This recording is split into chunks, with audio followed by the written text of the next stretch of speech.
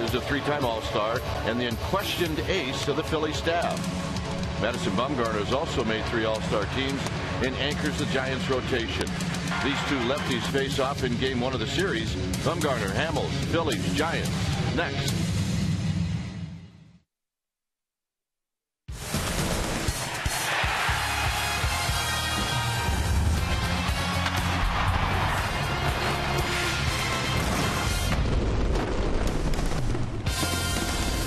The homestand continues tonight. It's a Friday night as we welcome in the Philadelphia Phillies. This is Game 1 of this 3-game series. Hi again, everybody. I'm Dwayne Kuiper. Alongside me is Mike Krukow. Well, the Giants are 1-2 on this homestand, so now they got to get it going. And tonight, it's a great pitching matchup, Bumgarner and Hamels. Yeah, a couple of most valuable players in the World Series going at each other. That's pretty cool. But Giants need this game for a lot of reasons. They have to try and get some momentum going into the end of the first half. And Bumgarner coming off one of his worst starts of the year, his last outing, he wants to get back on track. But the one thing that they have not done a good job of this last 2 months is winning the first game of the series. And that'll be the challenge tonight. They feel if they play their best baseball, they can beat anybody, but they haven't done it for a while. Tonight would be a good time to start. All right, Cole Hamels, Madison Bumgarner, terrific pitching matchup. Stay tuned. We'll take you to our Comcast Sportsnet studios for an update, and we'll do that right after this. 1 2 1 2 1 2 1 2. I'll take a look at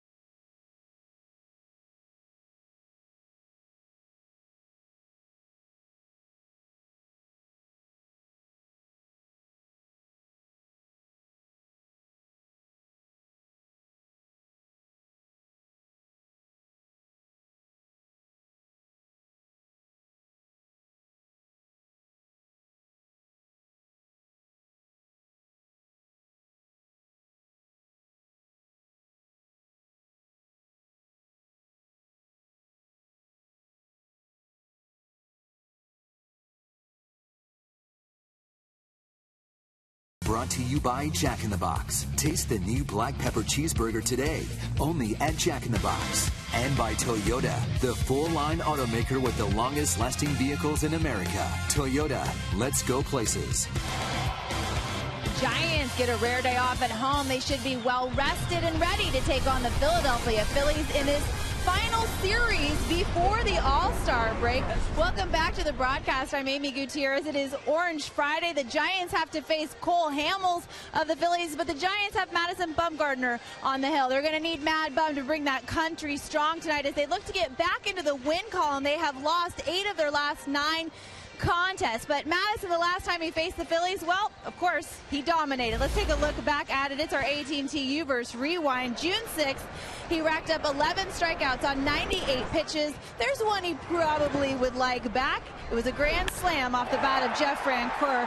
Mad Bum did get the win, though. He made history as well, becoming the first pitcher since 1900 to win a game after pitching 8 innings, not walk anyone, and have double-digit strikeouts while allowing a grand slam. And you know what? If it means a win, I think Giants fans will take all of that again. All right, Hamels versus Bumgarner is going to be a great pitching matchup. We've got lineups. First pitch, and of course, as always, Coop and Kipe are standing by. Stay with us.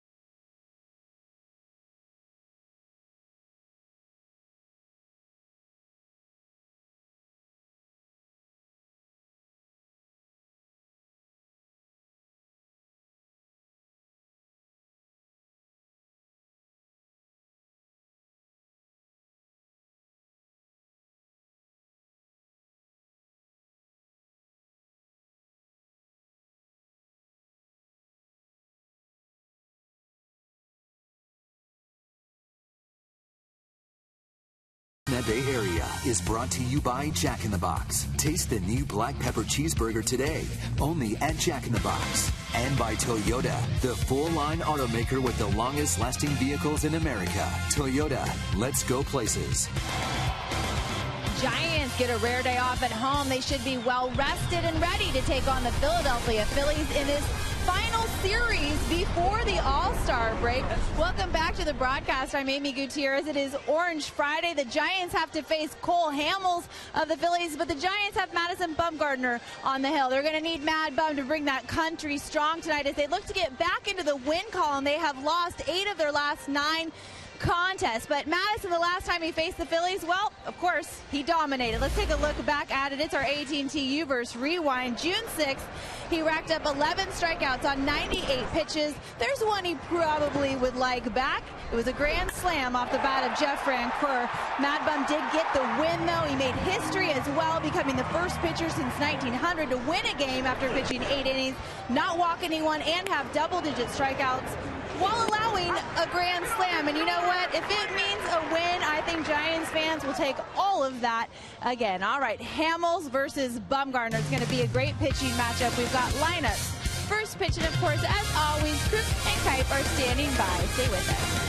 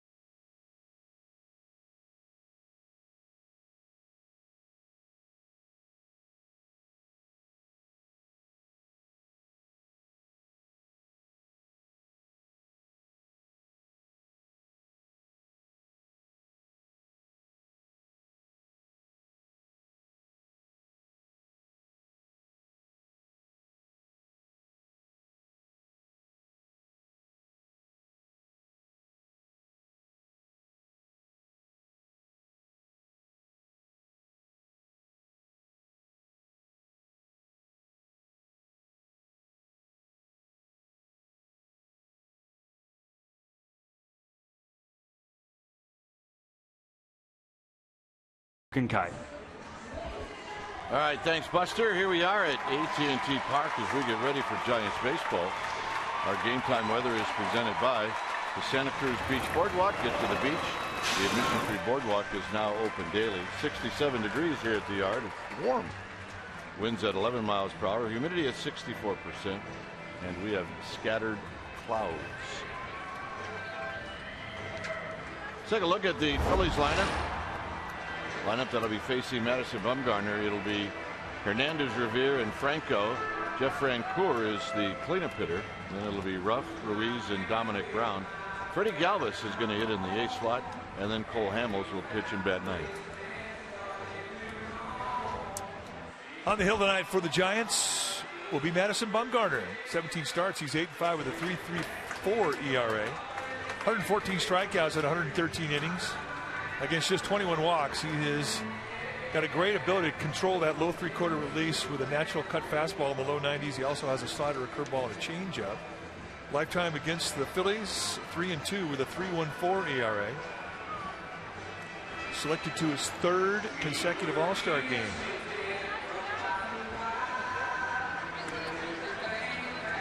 Let's take a look at the Giants defense.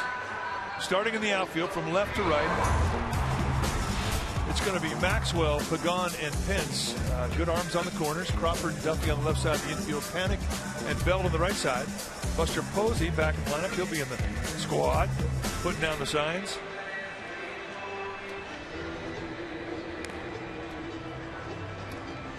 The Phillies coming in last place in the National League East. They're having a tough year. 29-59. They took on the Dodgers in a 4-game series, and they lost 3 of 4. They got the Kershaw-Greinke combo on Wednesday and Thursday, and that did not turn out too well.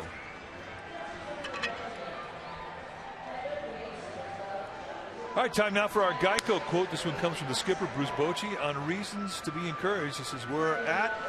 With what we've been through, all the injuries, well, we've had some tough travel, not to make excuses. I really think this club is going to bounce back. The offense is going to get it going.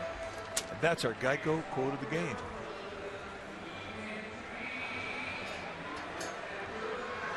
So we're just about ready now for the first pitch of this ball game.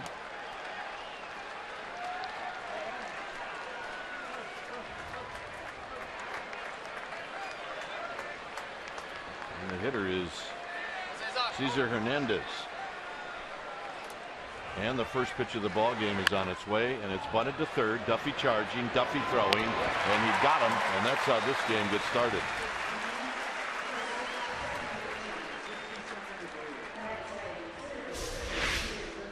Well, they're playing in on the grass, and Hernandez just bunts a little bit too hard. I mean, I like the idea, but all said and done, pretty easy play for Matt Duffy, who is, I think he enjoys coming in on the bunt. It's one part of being a third baseman that I think is a fun type of play. He's learned it well. Good pick. So here's Ben Revere. When the Giants saw the Phillies in Philadelphia, Ben Revere was their leadoff hitter. That is not the case tonight. He's hitting .293. He's got a home run. He's got 23 driven in. He's a pest. And that pitch is high. Tim Timmons calling balls and strikes. Tickner, Morales, Dennis DeMuth from first to third. And Tim Timmons is a low ball guy. He's got a good zone. You will get width on both sides of the plate. Very steady. Not that time. It's 3-0. Oh, he called it a strike. I beg your pardon. 2 balls in range strike.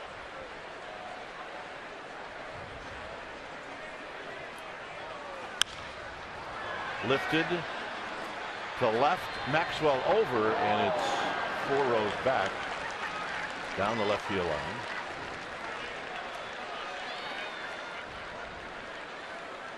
She's pretty excited. Let's take a look at what Madison Bumgarner has thrown this year, and you see the fastball and the cutter. But if you add them together, 79% of the time you're going to see something hard. And a lot of the cutters that are being called cutters are just fastballs that he cuts just naturally.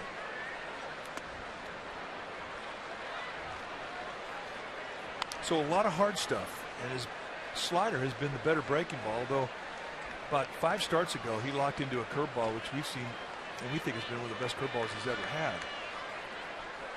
Has not thrown many changeups this year. 3-2 pitch. Here it is. Maxwell again, a long run, and Maxwell is not going to get to it. Neither is Crawford. Let's take a look at our Exmo. It's brought to you by your local Toyota dealer. The motion. Watch the low 3/4 release, but watch how high the hand is, and that's the key.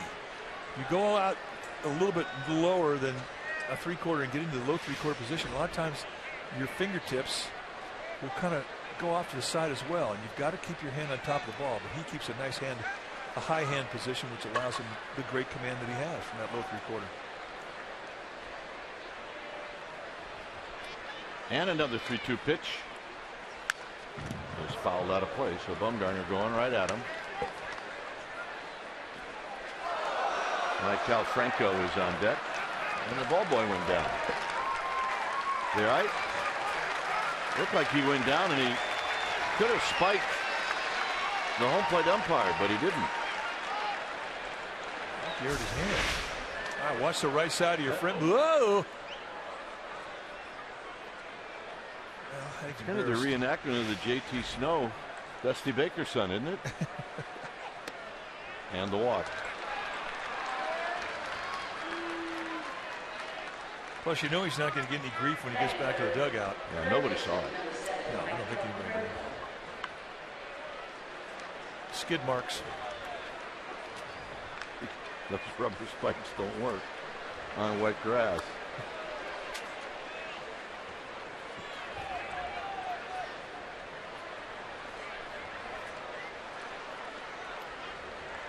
Here's Franco hitting .291. And he takes a strike. He showed the Giants in that 3-game series in Philadelphia that he belongs here and he can hit a little bit. Well, he is their best player right now. He's a hard guy to walk, and he wants to swing it.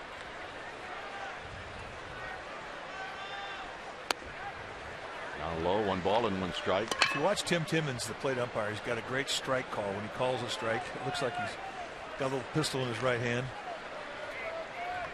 Keep an eye on that for you.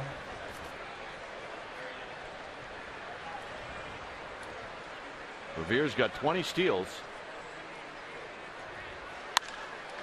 Hit out into right center field. Hunter Pence on the move. And Hunter Pence puts it away. Not in this park.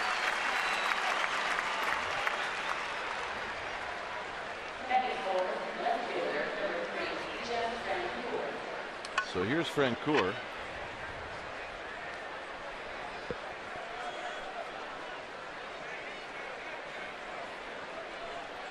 Francoeur, a Giant for about 2 months, a couple of years back.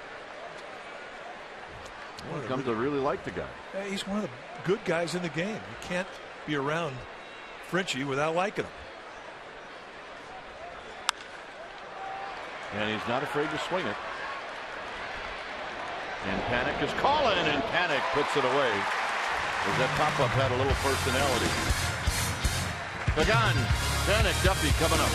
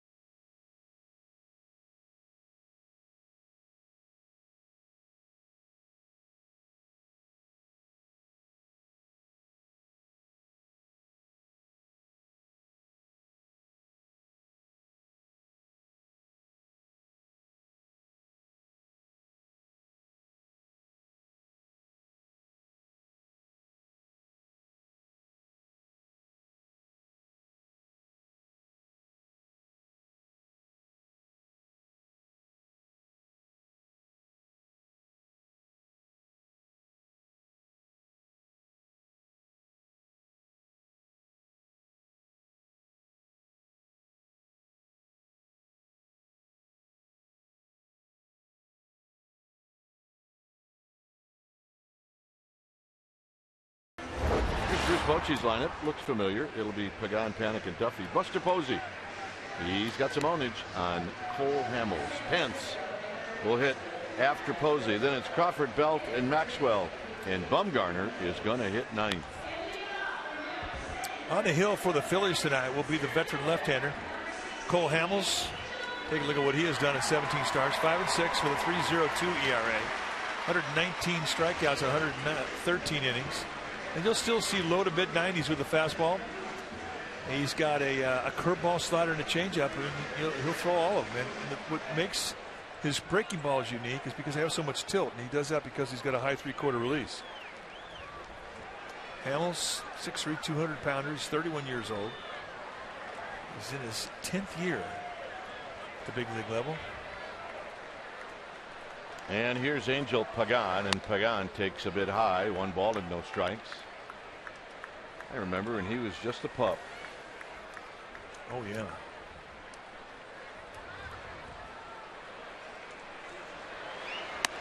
High again, same spot. On deck is Panik, and then Matt Duffy. Giants are right at 500. They're 43-43. There's a strike. Tim Timmons breaks out the little pistol. Hamels and Bumgarner, a couple of World Series most valuable players going at each other. The last time it happened was Cole Hamels against Livan Hernandez.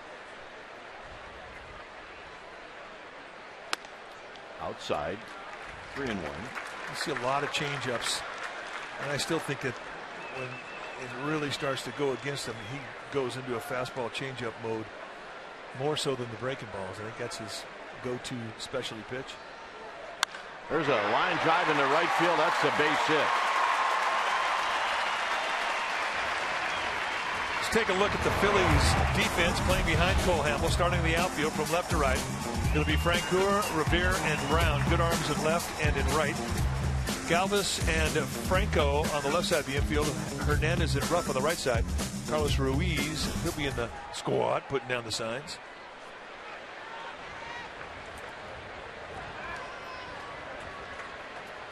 Phillies rank last in the National League with errors. They've made 65 errors in the year. The Giants have made 45. They are fourth best in the National League. And Pagan gets back.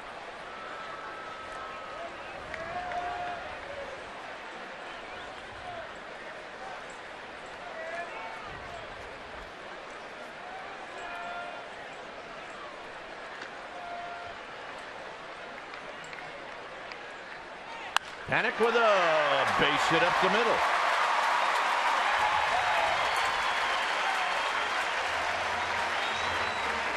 So,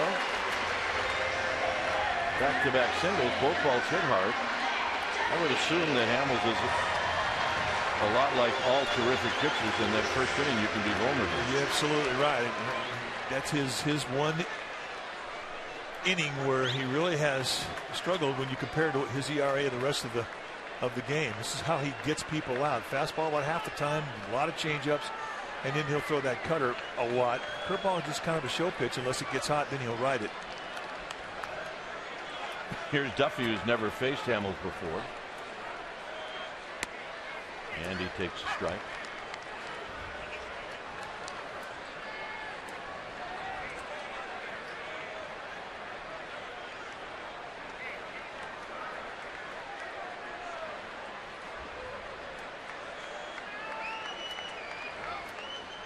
And Hamels is going to check on Pagan.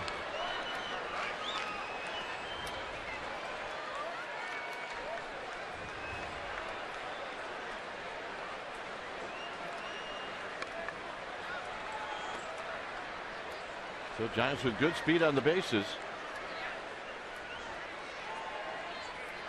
So they're going to foul. Is that the changeup? That's the changeup. And you'll see a lot of those when he's got runners in scoring position. It's a good one. And this is what Duffy has done against the Phillies in 5 games. He's done well. Phillies bunch him in the middle. They give him the line in left field. And straight up in the infield.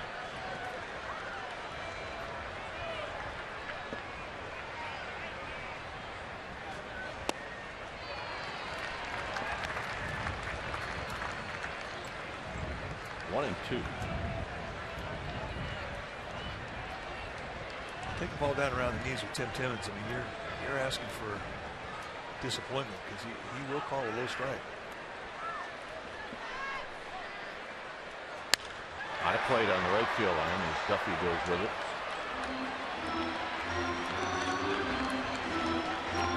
Buster Posey waiting on deck.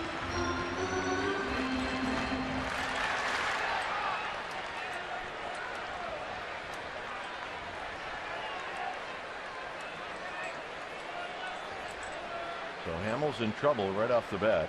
Pagan in panic with singles. Duffy waiting on the 1-2 pitch. High and foul again. Hamels stays away, and one of the things that Duffy does well is he'll go the other way.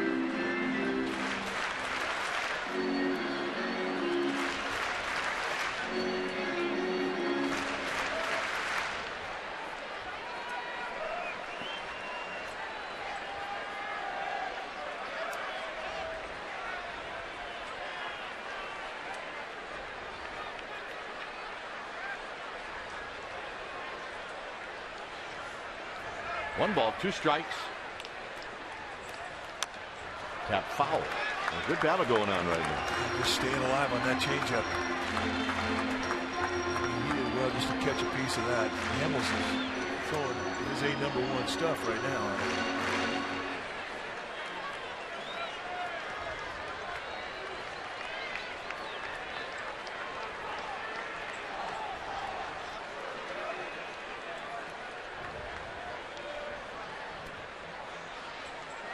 Pagan at second, Panic at first, and now Hamels will spin around. We'll slow things down this half inning even more. But he's the guy in trouble, so he can dictate the pace. Well, when you have a good changeup, I mean, a lot of guys will do what Hamels does with runners in scoring position. Softly, left center field, and a base hit. And the bases are loaded for Buster Posey.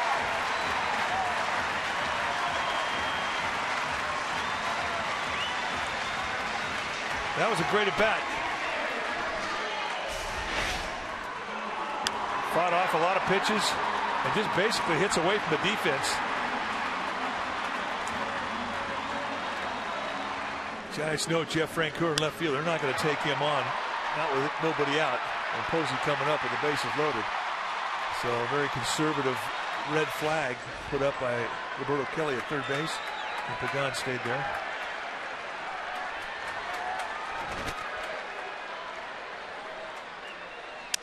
On the ground to third. They'll go around the horn. And that's a double play. So a run comes in Pagan. Over to third goes Panic.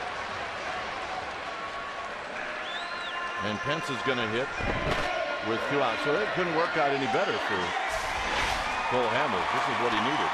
No, you're right.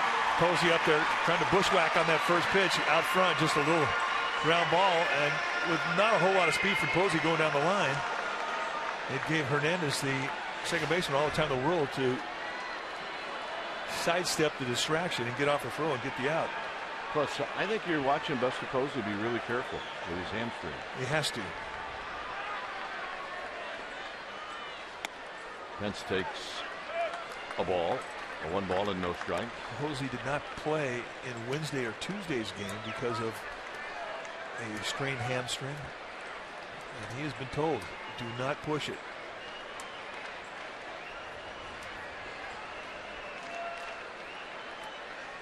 Swing and a miss. I mean, this is the one situation where, you know, you're really going to push it, but he can't. I mean, look, he wants to beat out the backside of that double play. He wants the RBI, absolutely. But he's got to be smart. There's a breaking ball that's in tight. It's 2 balls and 1 strike.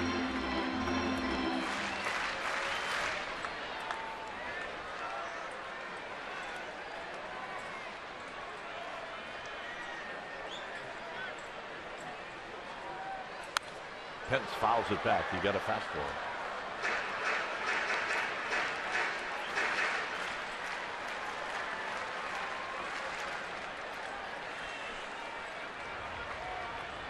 So it's 2-2 to Hunter Pence, the former Philly. And he got him with a high fastball. And that'll do it. So the Giants pick up a run. It's 1-0. San Francisco.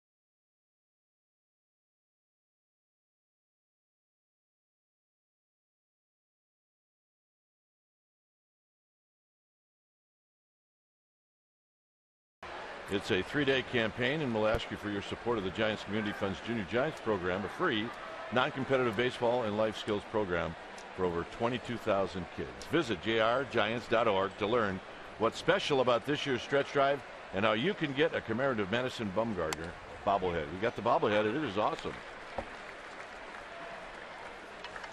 It is special. It is. It's fabulous. Here's the 0-1 pitch to Darren Ruff, and Ruff with a swing and a miss. 0-2.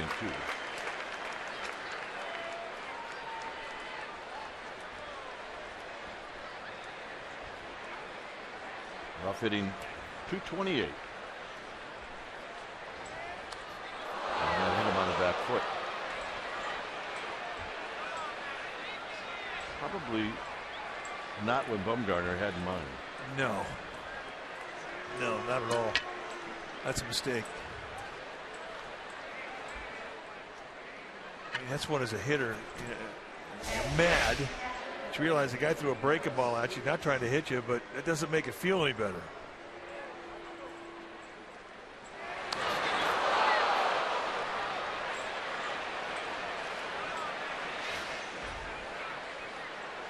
So here's Carlos Ruiz.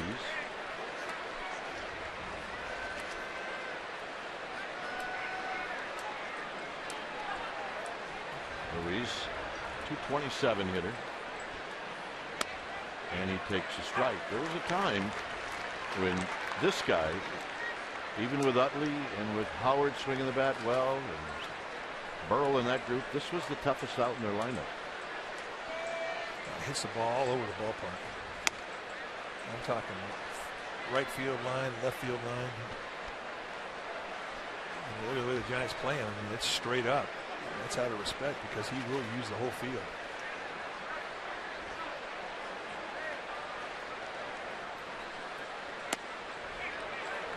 1-2. It's funny. Umpires, they have a call on a strike, a call strike. They'll go, kind of growl at you. But if you look at the strike call from Tim Timmons, those are things you see when you're on the mound. You see those things and you can't miss them. He's got a little pea shooter pistol that he kind of goes bang. He's a starter.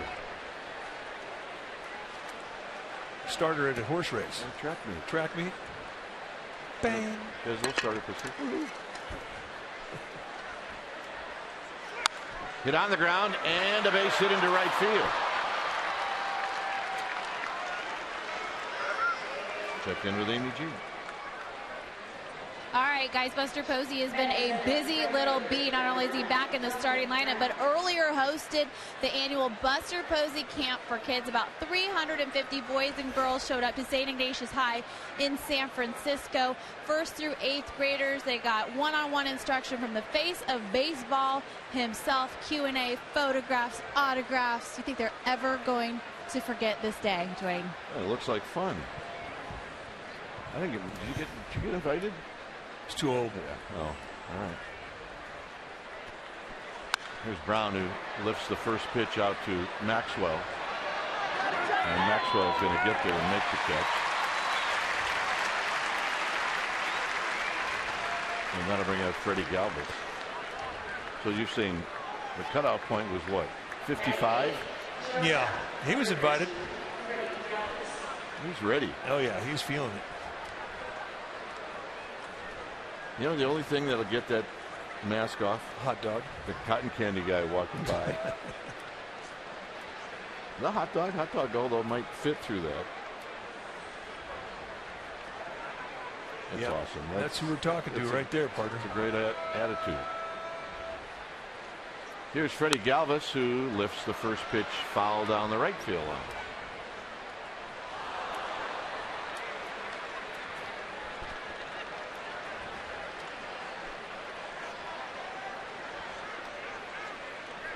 Galvis at 276, 3 home runs, 23 driven in.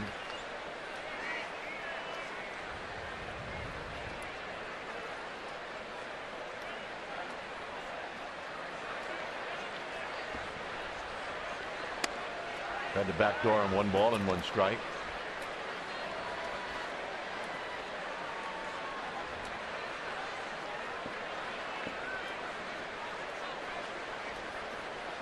The pitcher, Cole Hamels, is on deck. 1 ball and 1 strike. Giants lead 1-0. Swing and a miss, 1-2. A little elevation from Bumgarner.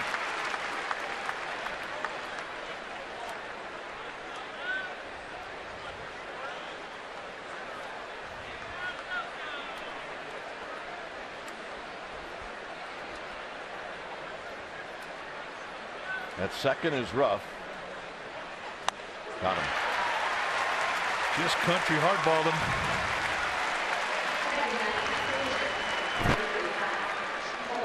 All right, watch Tim Timmons with the pea shooter pistol. Bang. And then here's the strikeout right here. Bang.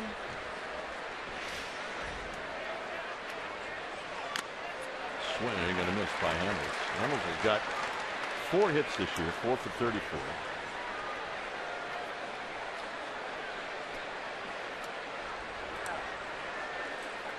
It's kind of like a play-by-play guy having a home run call, right? You got to have one. Yeah, well, umpires do. But they usually, it's really guttural. It's from the deep down in their boiler. They never say strike. They just kind of go. But as far as actually what you do with your right arm and hands. Driven to right. Pence is going to make the sliding catch. And that saves the day for Bumgarner. This is a nice play. Had a great jump. Went down to his knees. And the Phillies are denied.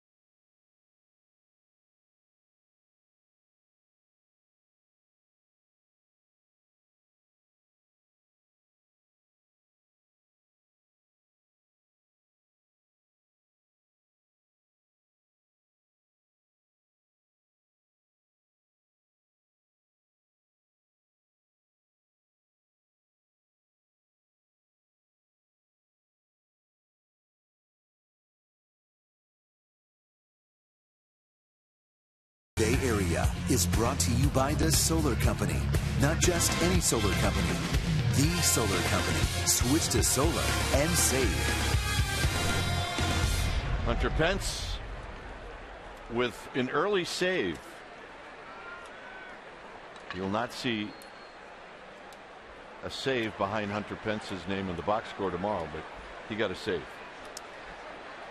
Well, yes, he did. Here's Crawford. I mean, you talk about you work hard to get the pitcher up, thinking it's going to be an easy slam dunk out, and he hits a P-Rod. If that thing falls in for a base hit, you talk about a buzzkill. Wow. As it was, Hamels put on a nice at-bat. Crawford drives one to right. It looks like it's in the park to Brown, and Brown puts it away. Let's take one more look at the catch from Hunter Pence. Watching it right in the glove, go down there, put a grass stain on your thigh. Yeah, ever since he hurt himself the last time by diving for a ball, that's all he does now is dive for balls. It's like, fine. What's up Watch, with that? I'm good. Well, if you told this guy to back off a little bit, play easy, he wouldn't know how to do it. Quit. Here's Belt. Belt fouls it back.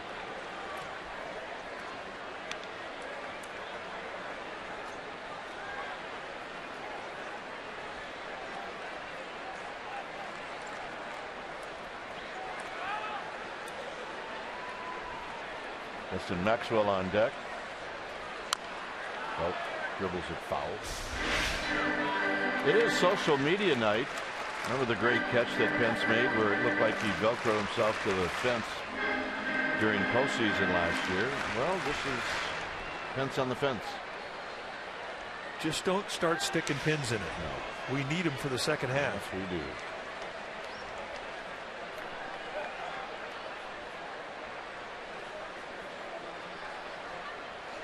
Belt takes inside. I think he thought he was hit by it. Well, they want to take a look at it, or they're going to take a look at it in the dugout, and Bruce Bochy's going to come out and stand. Yeah, they definitely, you can hear something off that back left leg. So do the people in New York go by listening? You cannot tell from that angle. I don't think the manager's going to waste a look at this. Yeah, it got him on the knee. It did. Can you see it? Absolutely. It changed directions. You can see with that last one. They're going to let it go.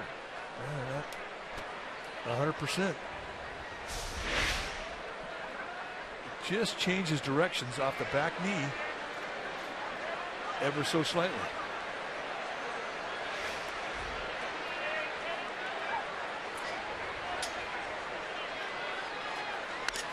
Foul to the backstop. So Hamels can get it up when he wants to. That last fastball is at 95. He's always had that ability to go mid-90s, but as he's aged, he uses that as another pitch. He'll cruise at 90-91, then he gets into a two-strike count, and that's when he reaches back and shows you 95. But it's usually with runners on scoring position, or you get a two-strike count. And he's another guy that can pitch across the letters, very much like Matt Cain. He's always been effective high in the strike zone. And follow up with a changeup. Hamels using a Marucci glove. See more and more of those gloves around the league. Yes, you do. That is good leather, folks. And Belt takes the walk, so he gets the first anyway. Look at the bat.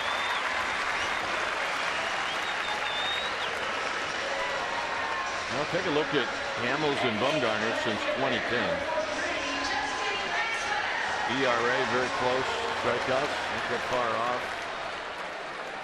Pretty good number. Well, and the whip almost identical. The walks and hits combined per innings pitch, and they're averaging just a little over one runner an inning, and that's dealing.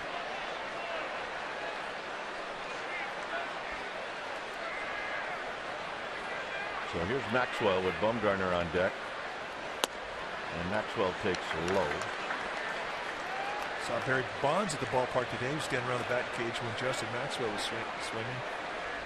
And he thinks that Maxwell has fixed his swing and he's about ready to go off. So that was his observation. And he needs to do it. He's right at 202. He needs to get hot.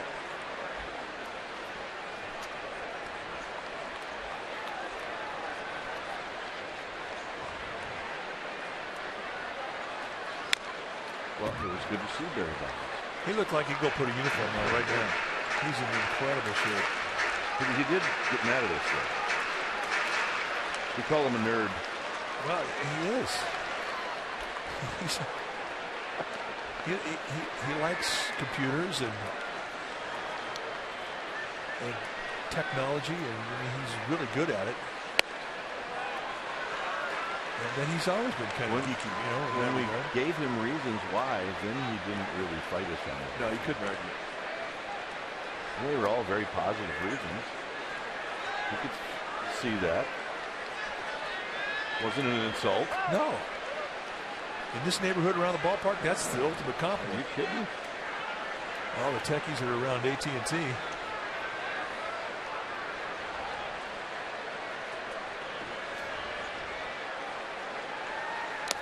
He did, however, always have the best computer. Fastest, newest, smartest.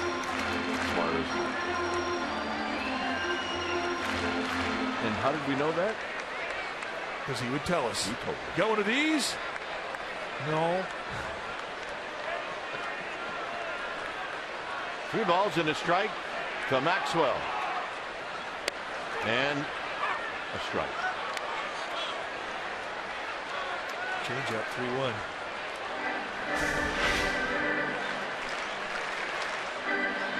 Right on the outside corner, total pitcher strike.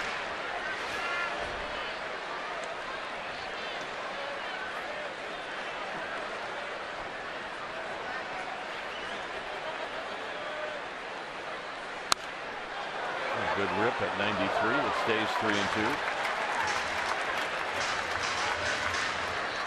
You know, we talk about the Covey Cove, but no right-hander has ever hit a home run in the water. Ever.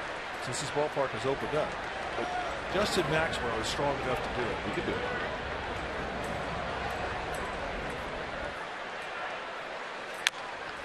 Big tapper to third.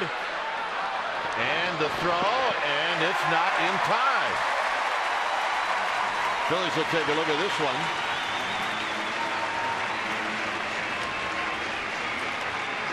Think about Maxwell, 6'5". I mean, he really can get those long legs going. And once he gets them going, he can cover some ground. And Franco coming over, who has a very good arm. Just not enough in this situation. Phillies will not challenge that.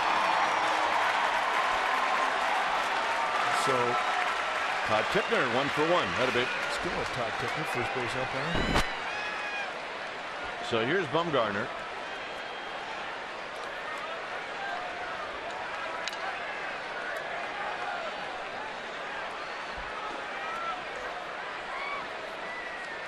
Bumgarner 8 for 36 on the season.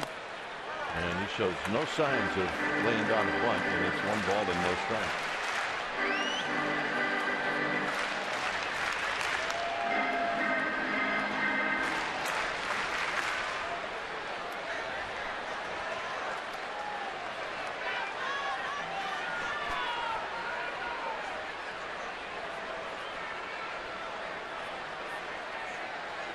Bumgarner with a half swing and a miss.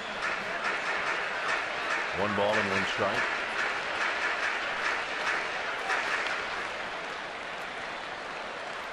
He's got 2 home runs this year. He's got 3 RBIs.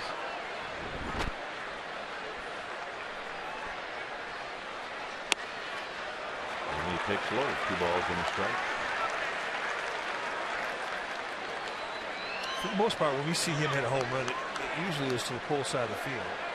When you watch him take batting practice, he'll flip them out to center field, left and right.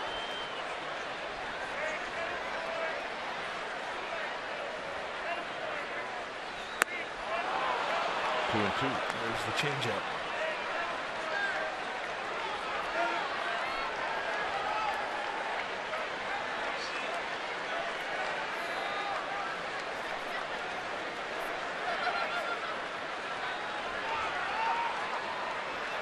Belt at second, Maxwell at first. And Bumgarner's gone. Probably the 3 worst swings he's ever had in one at bat.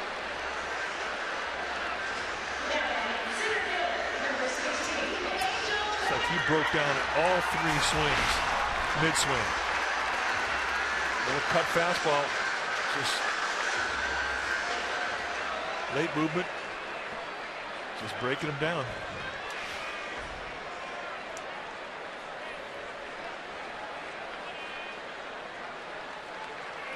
So here's Pagan, who opened up the bottom of the first with a line drive single into right center field. And he taps this one foul, and it got Ruiz, and it snowballs in 1 strike. He's doing a lot more changes now.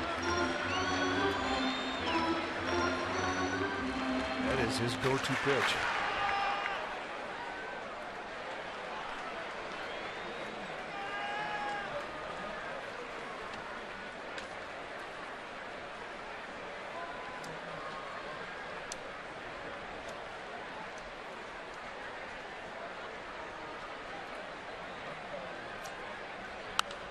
And this pop-up might be playable for Ruff, and it's out of play. So not playable.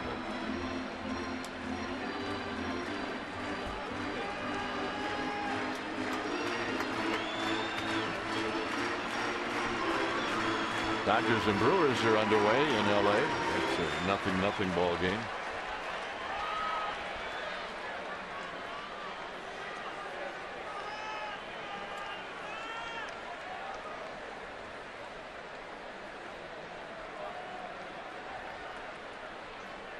Oh, 2 to Pagan. Got him, and that'll end the inning. Top of the order coming up. Cesar Hernandez, 1-0 Giants.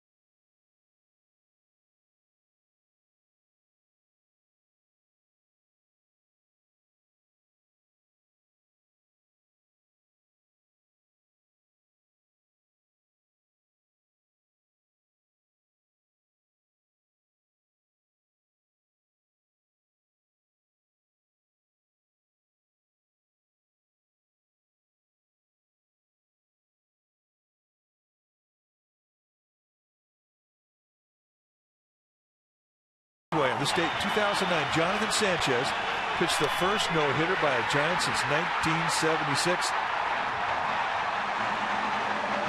A called strike 3. And Eli Whiteside came out and gave him the Whiteside hug.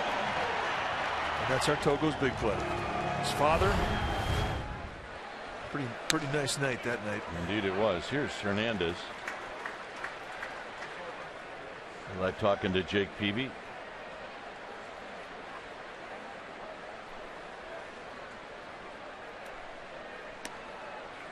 And 2 quick strikes to Hernandez, who tried to bunt his way on. in his first at bat and was thrown out.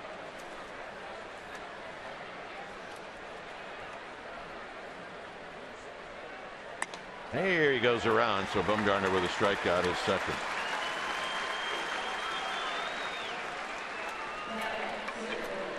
Yeah, they came in bunches after that one. Had to wait a long time, since 1976. Then 4 seasons later, Matt Cain, then Lincecum the next year, then Lincecum again, and then this year, Chris Heston.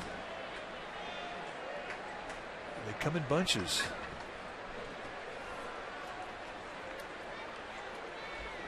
Here's Ben Revere, who drew a walk in the first.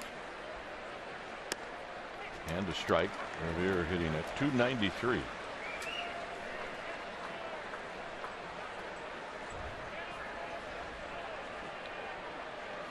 Ownage on Bumgarner. Not many guys that can say that.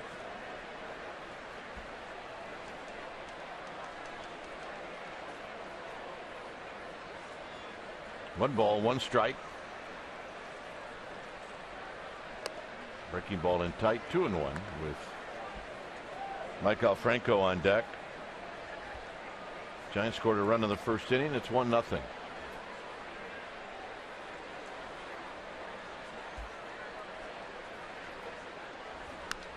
Foul back, 2-2.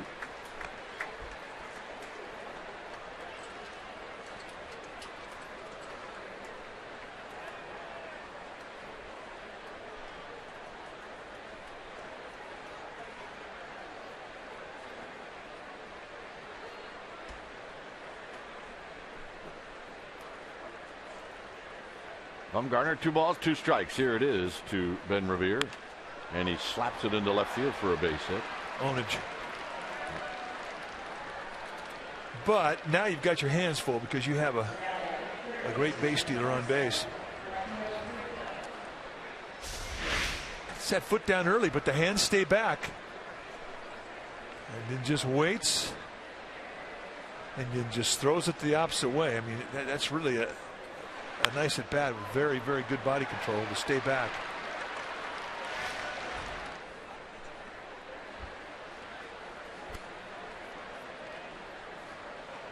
So here's Franco, who takes a strike. He hit a line drive to Hunter Pence in the first inning.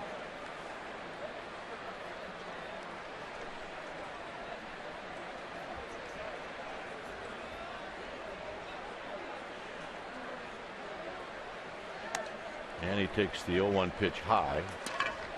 Revere with 20 steals. He's been thrown out 5 times. Bumgarner will try to give Buster Posey a shot.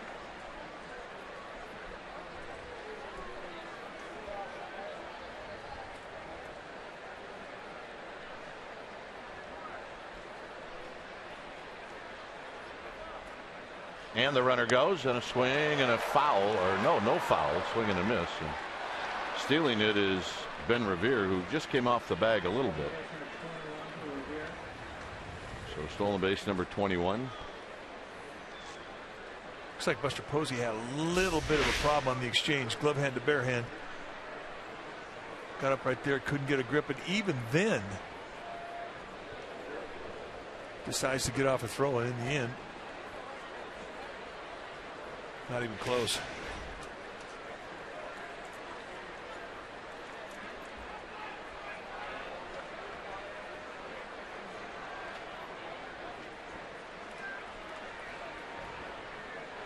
One and two.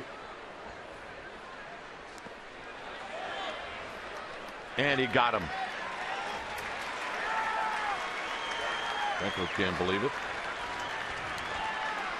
Saw the graphic on the stolen base by Revere against Bumgarner. I mean, nobody's been stealing on Bumgarner, and a lot of it has to do just with his windup out of the stretch. I mean, the way he gets going, he's so deceptive. And here's the strike 3. Just trying to bounce one at home plate. And Franco cannot hold up. Strikeout number 3, all by swing and miss. Francoeur popped out to end the first.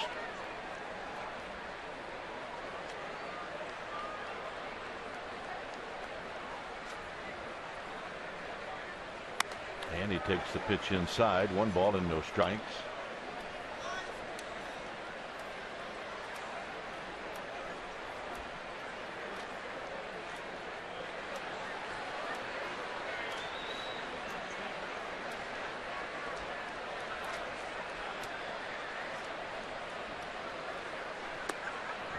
Bumgarner being careful. He's got Darren Ruff on deck.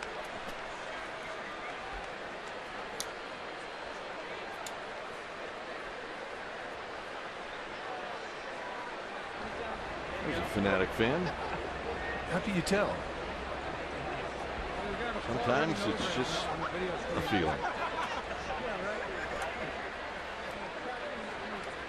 2 balls, no strikes. Swing and a miss. 2 balls and 1 strike.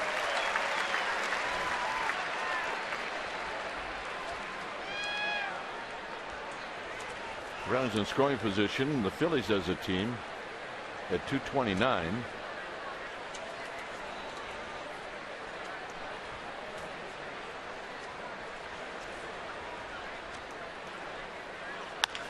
Tapped.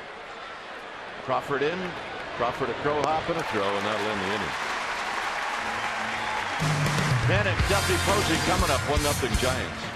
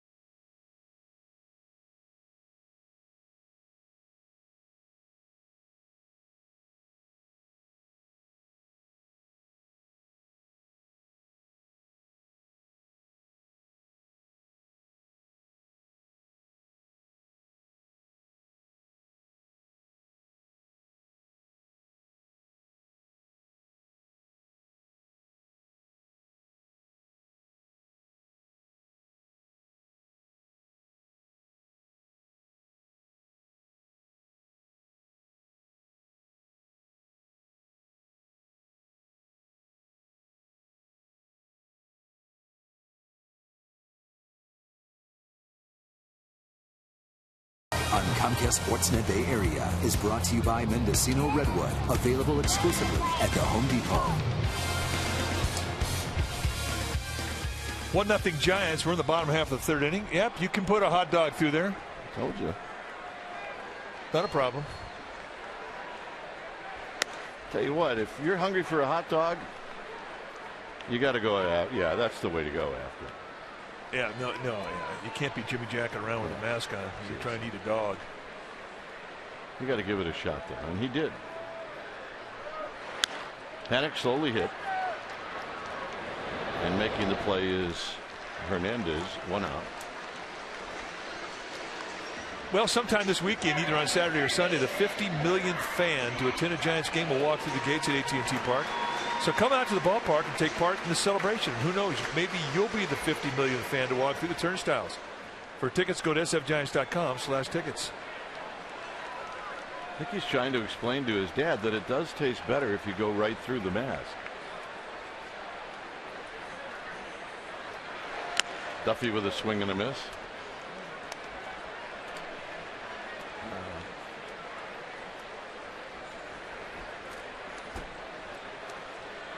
It's like eating dinner in a tent. You know, when you're a kid, it tastes much better.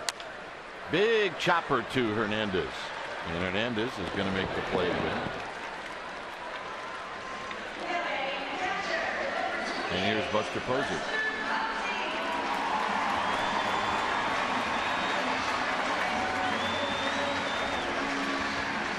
Buster bounced out.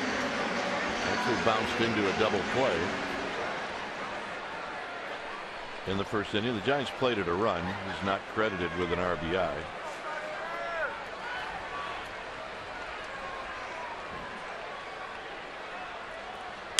And he looks at a strike, and it's 0-1.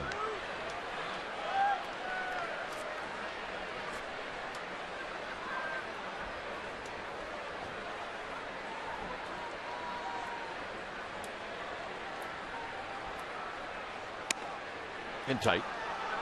Pence to follow. 2 more games before the All-Star break, which will start on Monday.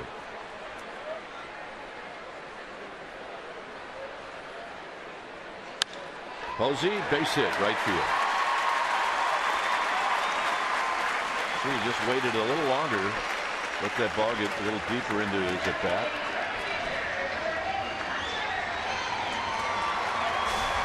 And I know what he's thinking. Why didn't I do that in the first inning? Well, yeah, absolutely. He had a chance with the bases loaded, and he wanted to hit a ground ball that would go into a double play here. Lets it get deeper and just throws it right into right field, make him look easy. Boy, he stayed inside that beautifully. Something he's always been able to do since the day he walked into the big leagues.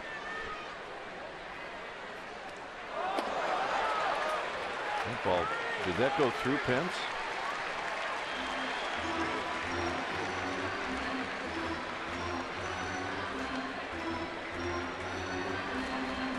I think he may be saying it hit him too. So let's see if it did indeed get his foot. Cannot tell from there.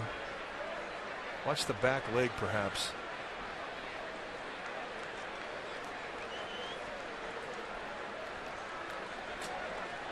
Unless it's obvious. I mean, I don't think this might be the one. Yeah, it got him. Yep, it did. I think Bochy wants him up there to hit. Yeah, he's going to have him look at it.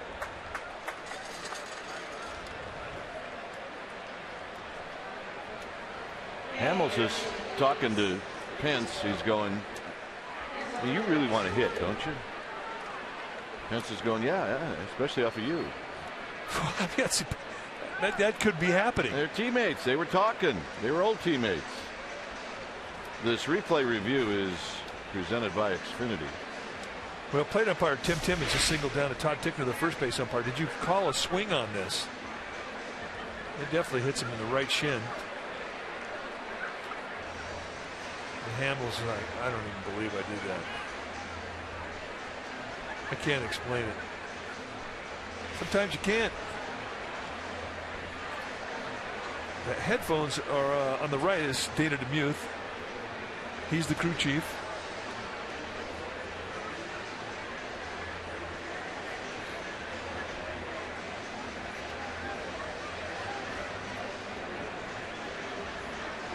I don't think that Pete McCannon, the skipper of the Phillies, would be upset if they ruled this a hit batsman at all. He doesn't care. I don't think he cares one way or the other.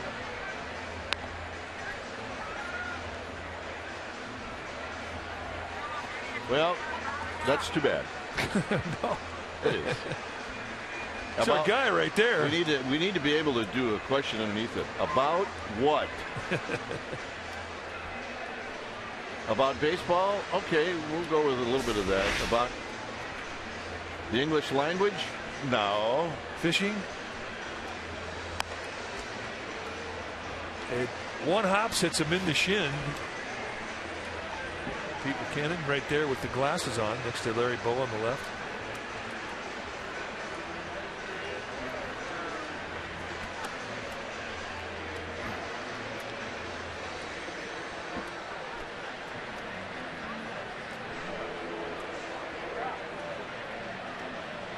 So they're asking what the count was now.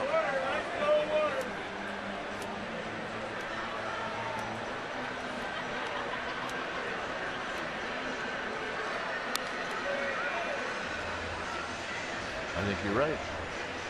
This is what the delay is. They're replaying again, so they're going to give him the count. So they're going to say it didn't hit him. I think you're right. One of the rare times when an opposing manager is hoping that the thing is ruled hit batsman.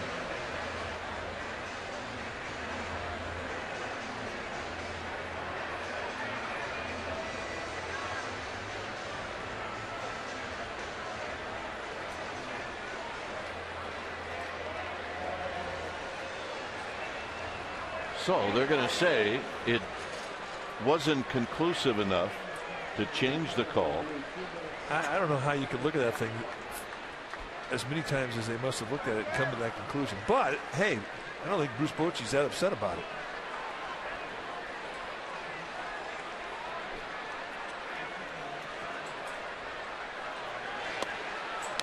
Two balls and no strike. And Hamels may wind up walking him anyway. Yeah, it'd be great if they walked him intentionally now, wouldn't it?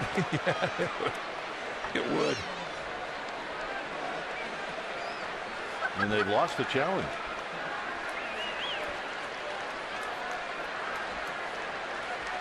Giants, the best in the majors with runners in scoring position and 2 outs. Lined right at Francoeur, and that's going to end the inning.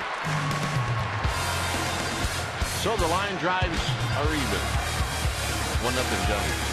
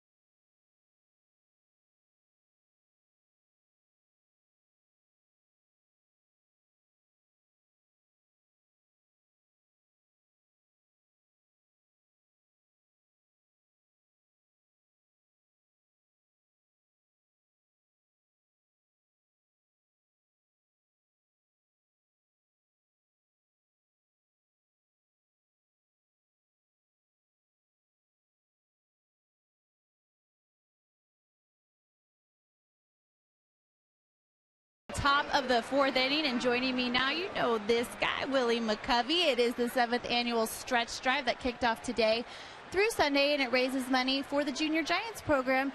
And Willie, I can't even imagine how many foundations, fundraisers, ask for your help. Why do you lend your name to this one? What's special about this for you? Well, this one means a lot to me because I identify with the kids from the inner city. I grew up in the inner city, and I didn't have parks to play in, and I didn't have gloves to play with.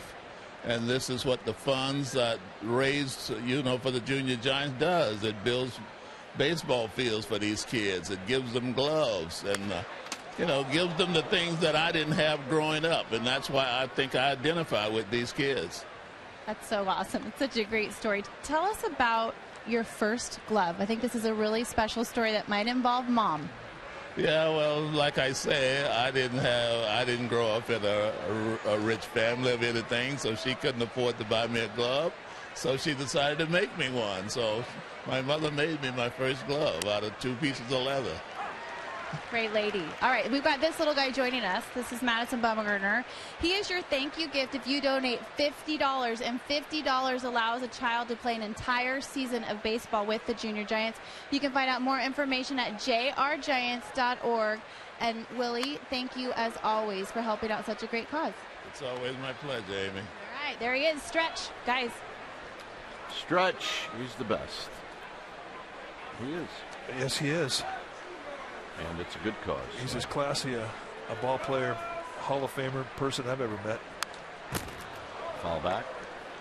And, the thing about McCovey that's great is that he's all about baseball. He comes to every game. He watches every game.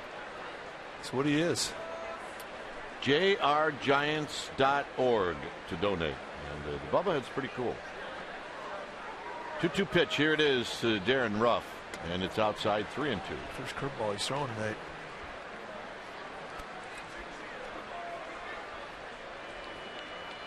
And when you have a 3-2 count to a leadoff hitter in a 1-run ball game, this becomes a big pitch.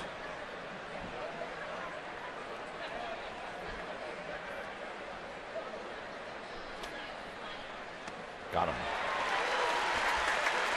Fourth strikeout. And here's Carlos Ruiz. So a cutter down and in. His cutter at times looks like a hard slider because it's got such big movement. But Ruff helps him out.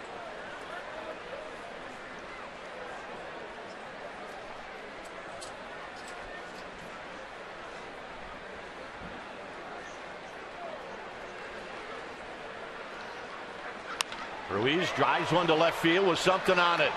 It is gone. And this game is tied. Second home run of the year for Carlos Ruiz.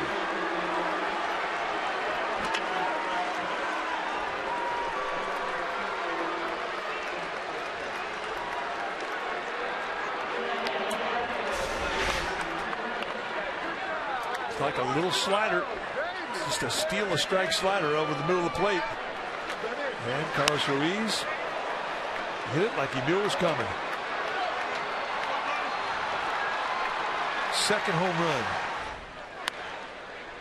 There's a strike to Dominic Brown.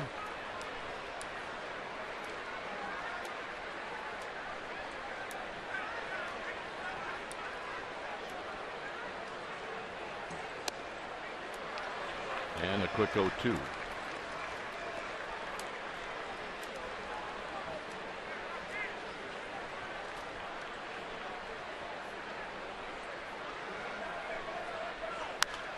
High and foul down the left field line and out of play. I see a note on Twitter.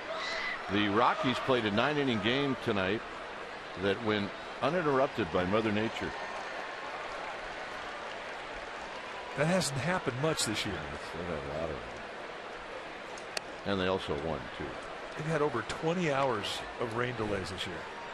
I think we were part of 7 or 8 of those hours. That was not any fun.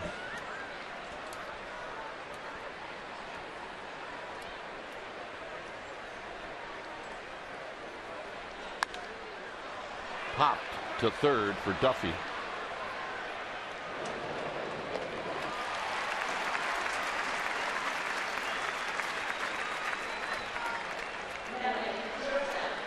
So here's Freddie Galvis.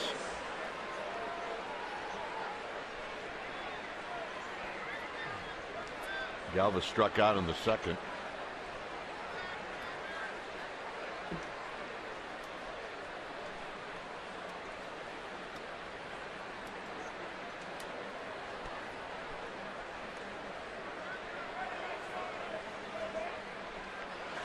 And the pitch is way inside for a ball.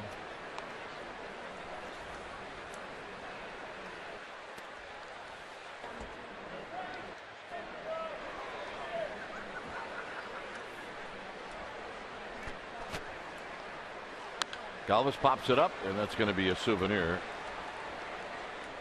Way back of the Phillies dugout, first base side, 1 ball and 1 strike. We have a couple of pence on the fences. There they are. Yeah, line them up. Right around where he made the catch. Right there. Breaking ball, a high strike.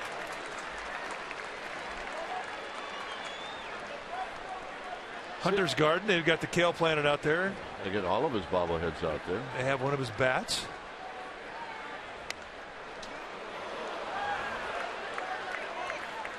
Kind of a Hunter pin shrine out there. Yeah, they do. You're psyched.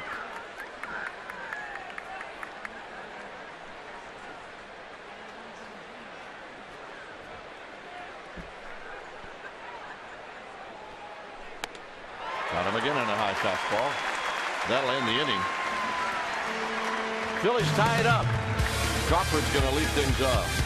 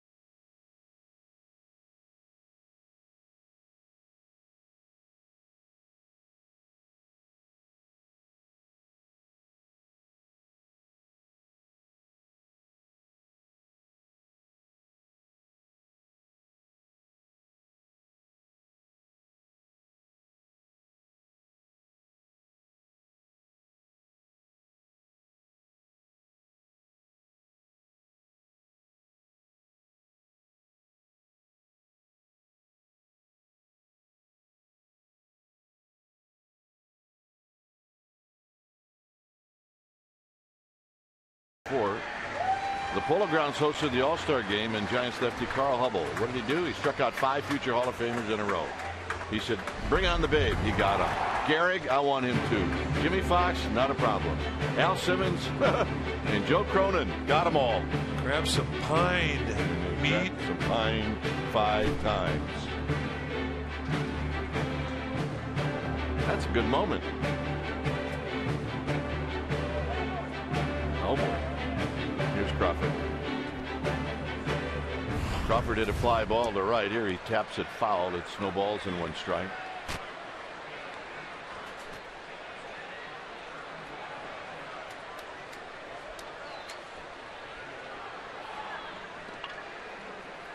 Oh, and 1 to Crawford. Belt, then Maxwell.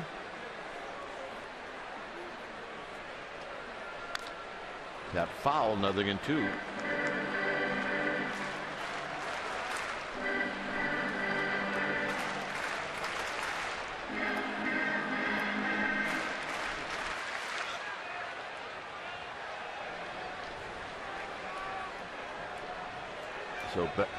So Crawford trying to battle Hamels with 2 strikes, and he got him.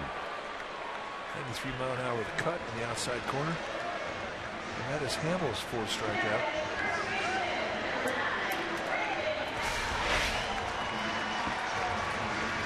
So here's Belt. 4 Seaman on the outside corner.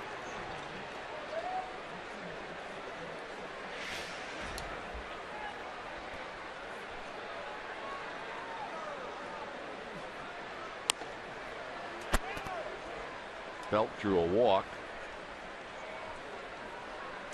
He did that in the 2nd inning.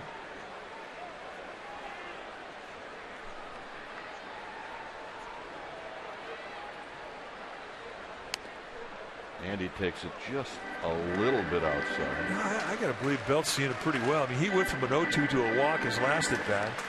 Here he's laid off a couple really good pitches, and he's got a 2-0 advantage here. Hits one high into left center field. On the move is Ben Revere. It's starting to carry, and it bounces into the seats for a ground rule double. I'd say he's seeing it pretty good. Yeah, I'd say you're right on that one. She's happy. 2-0 challenge, and he just backspins it. And we're seeing a lot of carry in this ballpark recently, especially the left center. And he catches this carry. And not even Ben Revere's legs can run this one down. And this is where the Giants catch a bit of a bad break, though. He could have had a triple. Ben Revere's got maybe the worst arm in the center field in the National League. So Maxwell takes inside for a ball.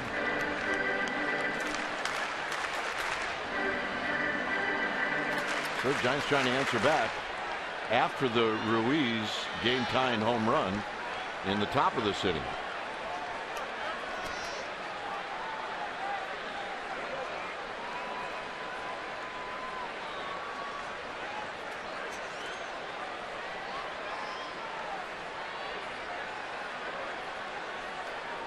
A 1-0 pitch to Justin Maxwell. And Maxwell takes high. It's 2-0. One thing the Giants have done well tonight is getting a lot of pitches out of Hamels. And that's important. It is. Shutdown innings, 4th best in the National League. His team scores, he comes out and puts a 0, 17 out of 19 times. 2 balls and 1 strike.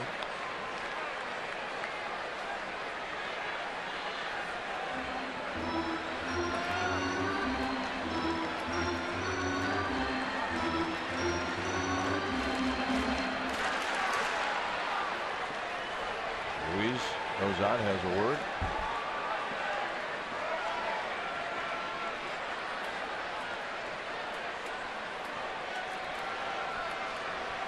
Garner awaiting his turn.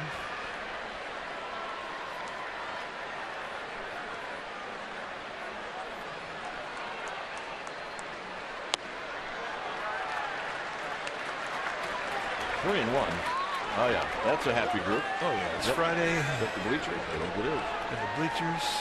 Got their game face on. Good to go. They need a ball. Maxwell needs to provide them the ball. That's the plan.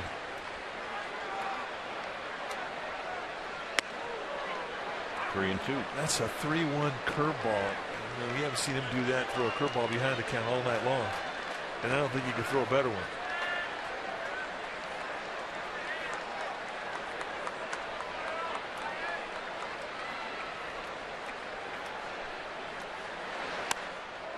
And he walked him. Nice at bat. Well, pretty much the same scenario as the second inning. Second and third with one out. Bumgarner and Pagan coming up.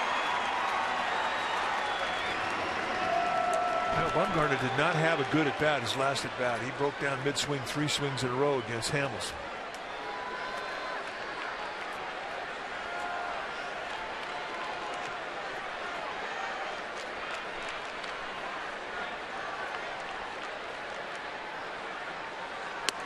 And a strike, and it's 0-1. Bumgarner's thinking, so when I bunt, he throws me a fastball. When I'm swinging, they throw me breaking balls and changeups. It's not fair. It ain't right.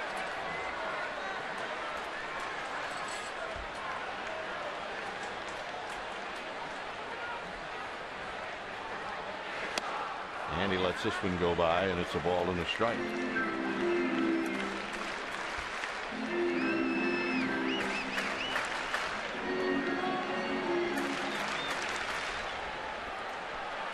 Pagan on deck. A tie ball game as Bumgarner's going to talk now to Roberto Kelly.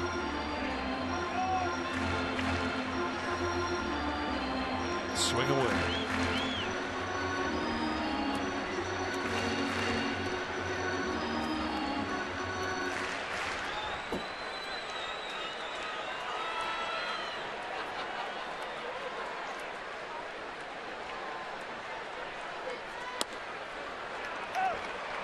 No swing. 2 balls and a strike.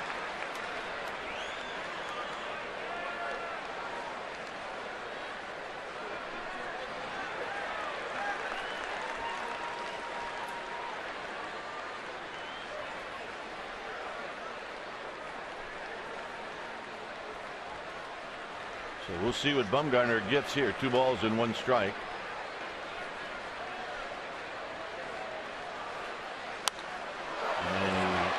Got a fastball and he pops it straight back and out of play.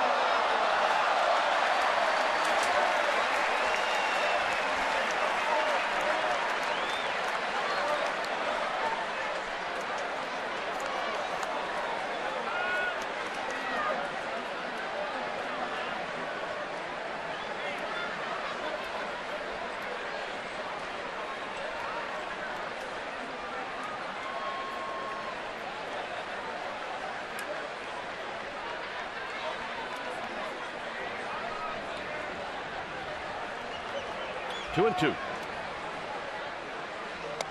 And now full count. Easy take there. That's upsetting for Hamels. Take a look at the previous foul ball off of the piece of metal on a speaker. Right place at the right time. Psyched.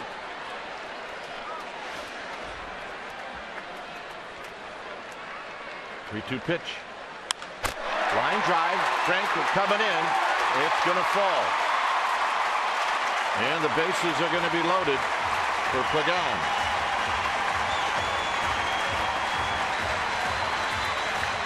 Belt had no way of reading that to be a base hit. Well, I mean, if it would have been 2 outs, he probably would have scored.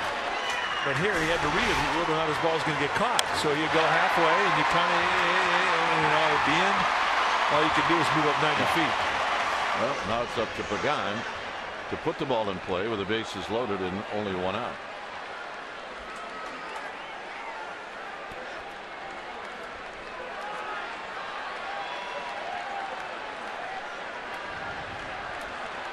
Pagan is singled, scored, and he struck out looking.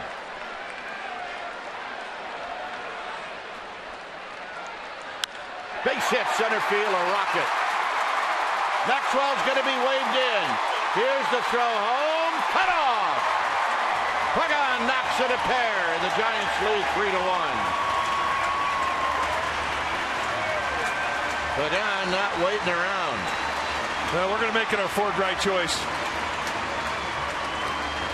And you're right. He was not waiting around. He was going to jump on the first challenge he saw. And against Hamels, and oftentimes that will be the best pitch you see in the at-bat. Right back up the middle, and with Revere's arm, an easy decision for Roberto Kelly. He waves him home, and it never even got past the mound. So 2 RBIs, and the Giants retake the lead. That's a fourth right choice. Here's Panic. And Panic takes a strike, gets 0-1.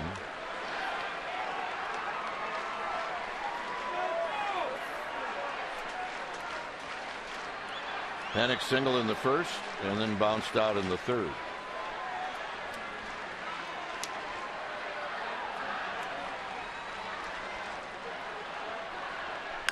On the ground towards the hole, and a base hit. Bumgarner's going to be held at third, and the bases are loaded again.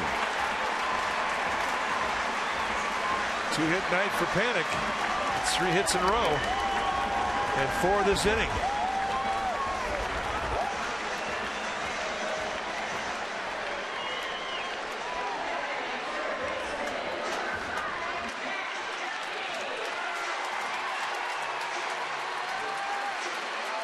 So now they bunch the gap in left center. They give Duffy the line. I do find this a bit odd, only because of all the changeups that Hamels will throw. That is a pitch that you can pull as a right-handed hitter.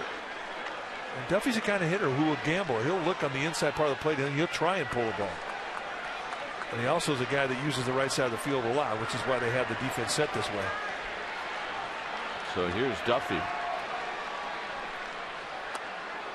John Shea this morning in the Chronicle, really nice article on Joe Panic and his journey here, and we're going to talk a lot to Joe's parents and his brother. Pictures of Joe when he was young, he looks the same. Exactly the same.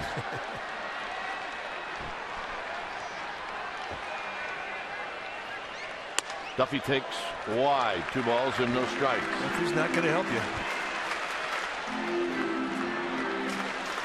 5-ball situation here with 1 out. He's in the driver's seat here with count leverage, sitting on a 2-0 count.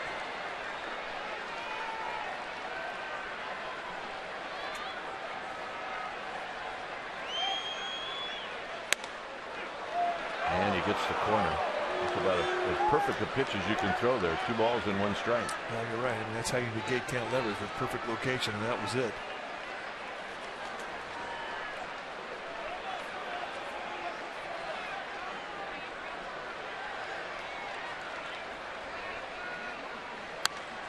Out of play. Right back, same location with another fastball. Almost looked like he tried a little cut on that outside corner.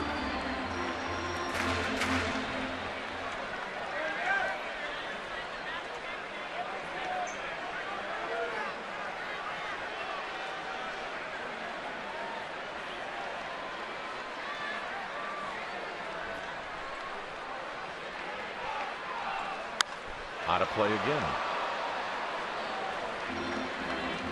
Thinking right field with a fastball, and if you throw him something off speed, that's what's going to speed his bat up. That's what he's going to pull. Pretty simple 2-strike approach. And from Hamels' perspective, I mean, he's pitching for the strikeout 100%.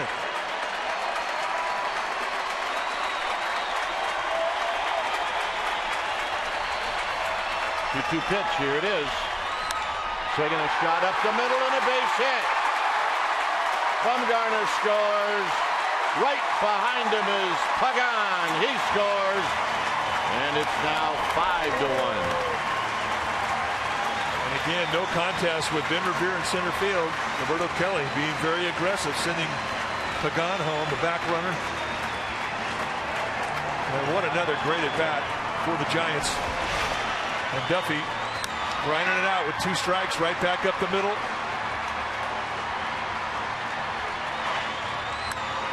And watch Roberto Kelly just say, go, go, go, go.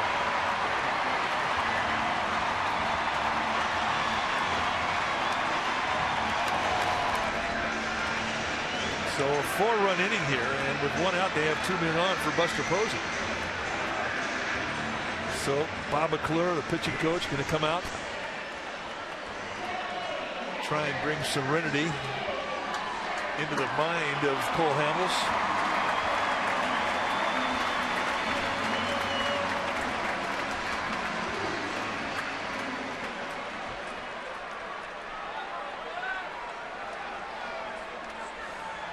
So here's Buster Posey now with Panic at second and Duffy at first.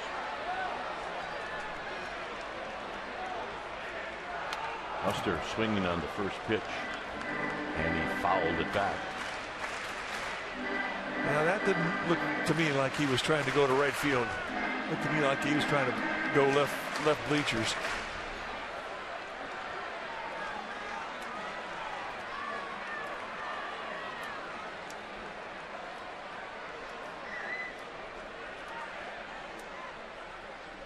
And a little low. 1 ball and 1 strike. Buster bounced into a double play in the first, and then he singled through the right side in the third.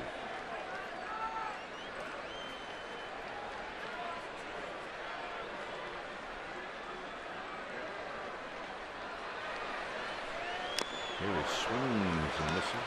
That's a good changeup right there. That's a bad feeling when your bottom hand comes off the bat. That does not feel good.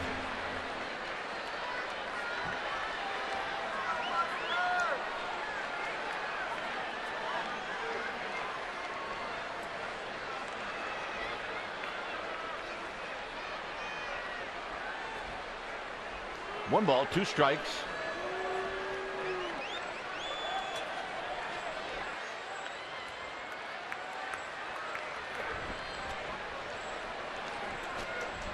The 1-2 pitch. Swinging the line drive, base hit, left field. They're going to hold up Panic. So, as I say it again, the bases are loaded again. Giants showing a lot of respect out there to Jeff Francoeur. Jake Diekman, the left-hander, with an extreme red alert.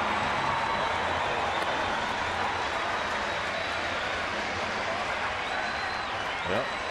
Once on the fence is ready.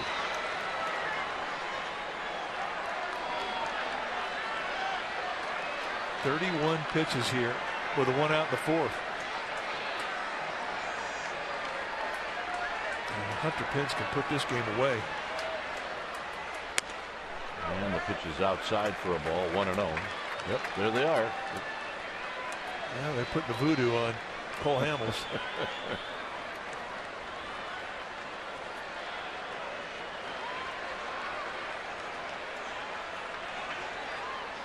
Pence rolls it foul.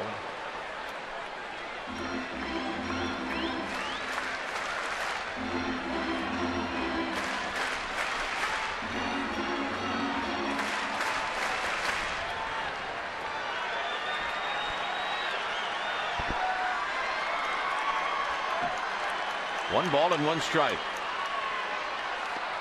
Down low, blocked by Ruiz. They'll appeal, no swing. 2 balls and 1 strike. Take a look. Did he go? No.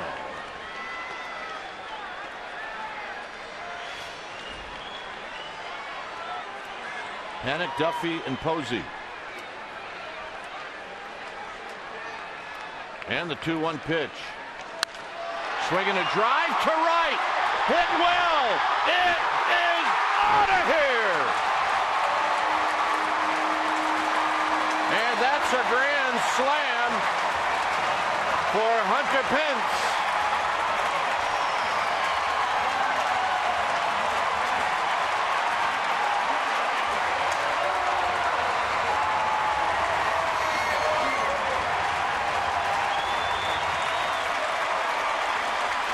And that's going to do it for Cole Hamels. This is a rough inning.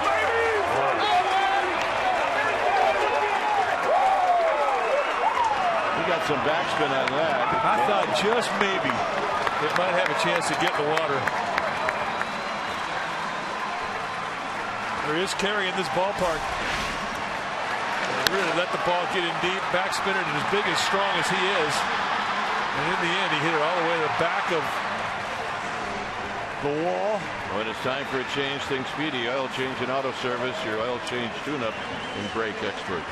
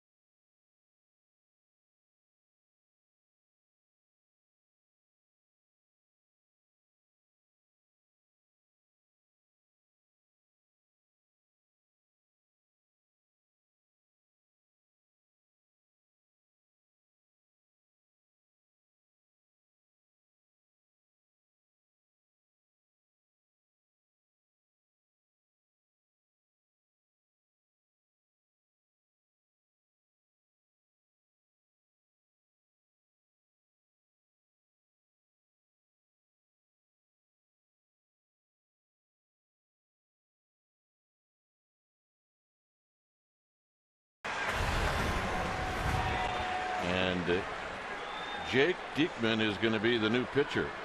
Take a look at what Diekman has done in 34 games, 2-1 with a 4.83 ERA, 42 strikeouts in 31 2/3. He does get a wild hair up his nose. He's got 24 walks in 31 innings. But you're going to see a mid to high 90s fastball with a hard slider and a changeup. 3/4 release, a little crossbody. Crawford fouls it out.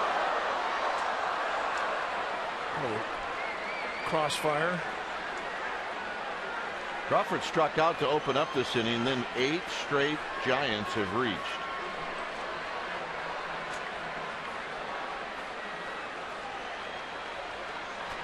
So there's only one out. He fouls it out of play.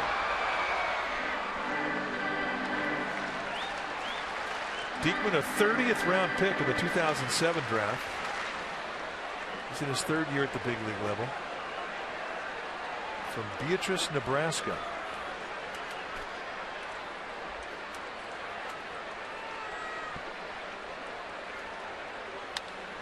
Well, Crawford's taking his rips. That was at 96. Well, you're going to see a lot of flames coming out of the Phillies bullpen. They do not lack for fastballs down there. Diekman, I mean, he's been up and down a couple times. Lehigh Valley, their AAA club. And still he's got 35 appearances. So when he's been in the big leagues, they've used him. And Crawford holds up. 1-2. An 8-run 4th inning.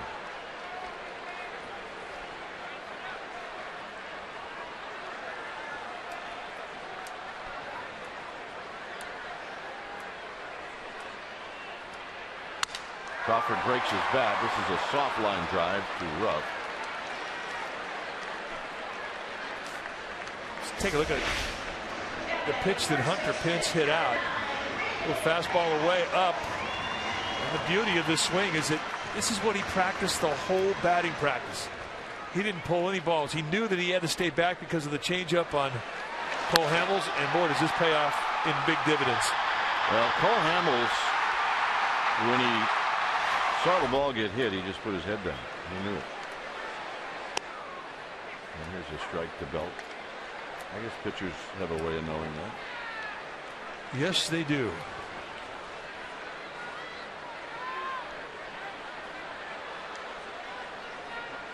Pence on the fence. 1 ball and 1 strike. I think we may see those dolls out there on the fence. Yeah, he was aiming for his group, wasn't he? Yeah, he was.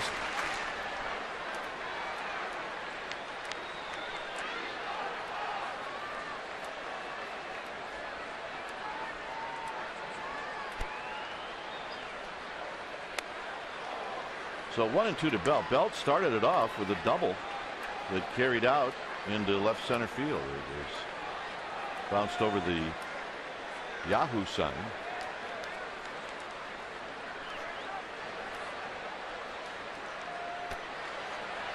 And this is wide, so it's 2-2.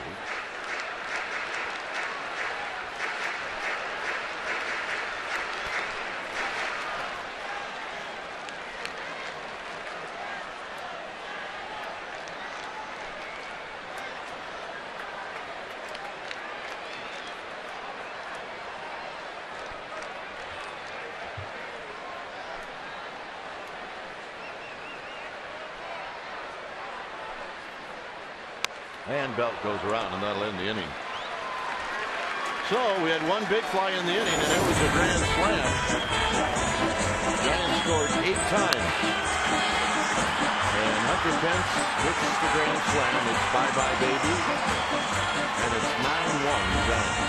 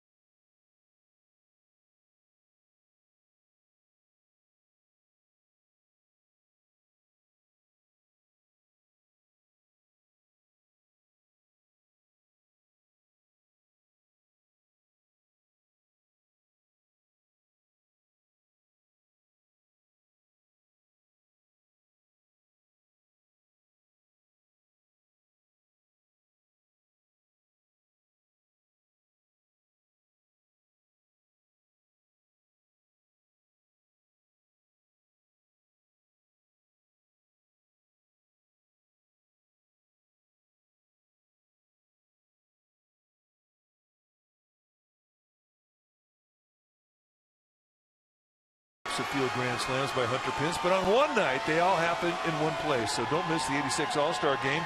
Coverage begins at 4 p.m. Pacific Time, Tuesday, July 14th, from Cincinnati, Ohio, the Great American Ballpark. It's a good-looking group. Yeah, they're having fun.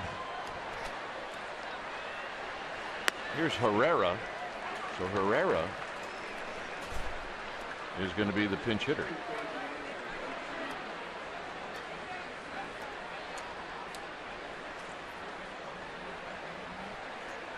Herrera hitting at 265.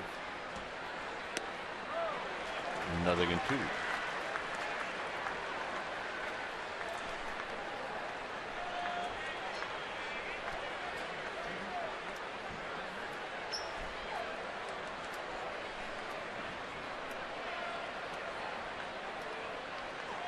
And he pokes at this one to stay alive.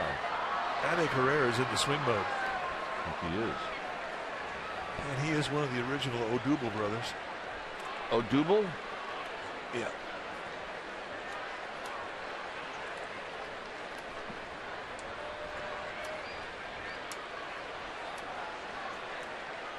The Brewers still leading the Dodgers 2-0. That game is in the 7th. And Odubel falls another one out of play. He is not going to take. So you're saying bounce one just for fun? Right on the home plate.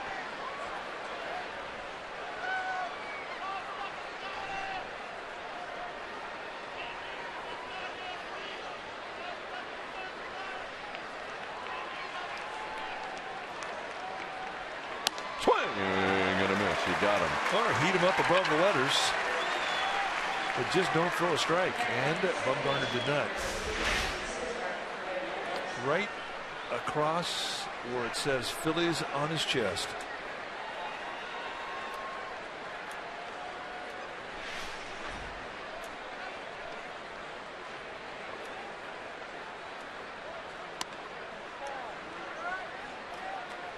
For Bumgarner, who has not had great run support in the last half dozen starts, tonight not a problem.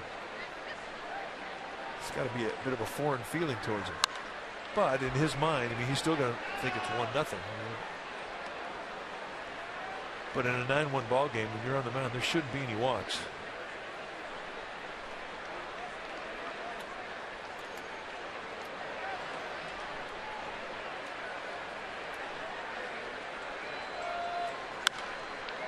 And on the ground, Duffy to the ground, up, throwing, got him.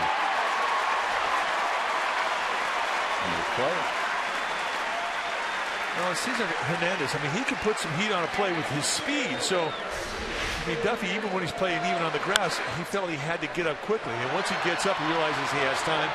Then he sets himself and makes an accurate throw. Nicely done. One more look at the short hop trap. Cat-like.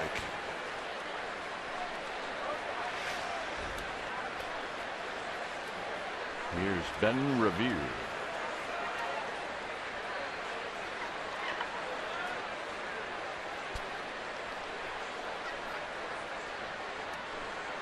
Ben Revere has walked and he's singled.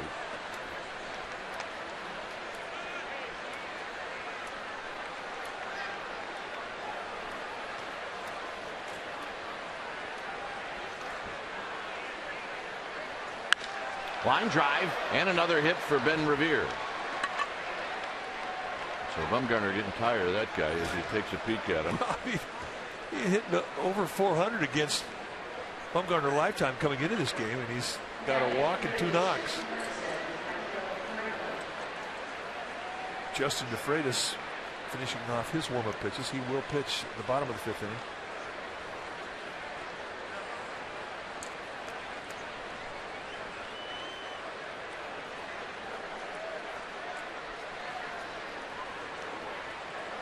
Here's Mike Franco with 2 outs. Ben Revere at first.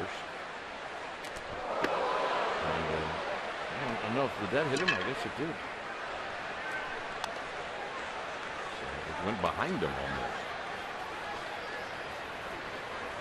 I think Bumgarner slipped just a little bit. Now winds up just catching him on the back of his left leg. But that's the type of pitch right there if you're a hitter. And if you're a Phillies dugout, you're going, what's going on with that? Yeah, you also look at the pitcher's reaction, too. I mean, Bumgarner's really not a guy that is going to hide too much. If he did it on purpose, he's probably going to let you know he did it on purpose.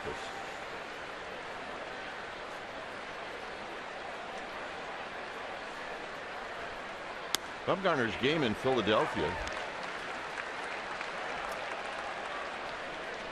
The Giants scored 7 times for him. And he beat the Phillies 7-5. But that's the game where he gave up the grand slam to Francoeur. And hitting is Francoeur.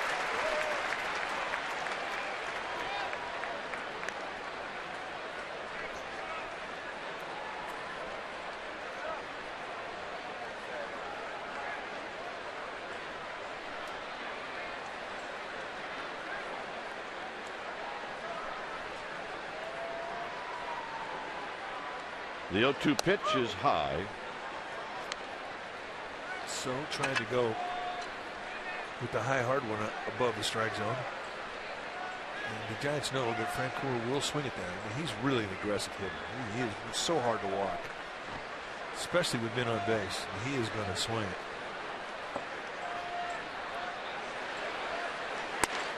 Outside, 2-2. That's the Bumgarner bobblehead from the stretch drive, so that would be standing on the field in Kansas City after Salvador Perez just popped out. And that one the World Series.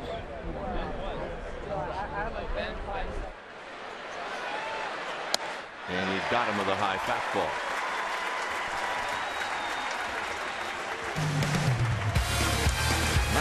Giants.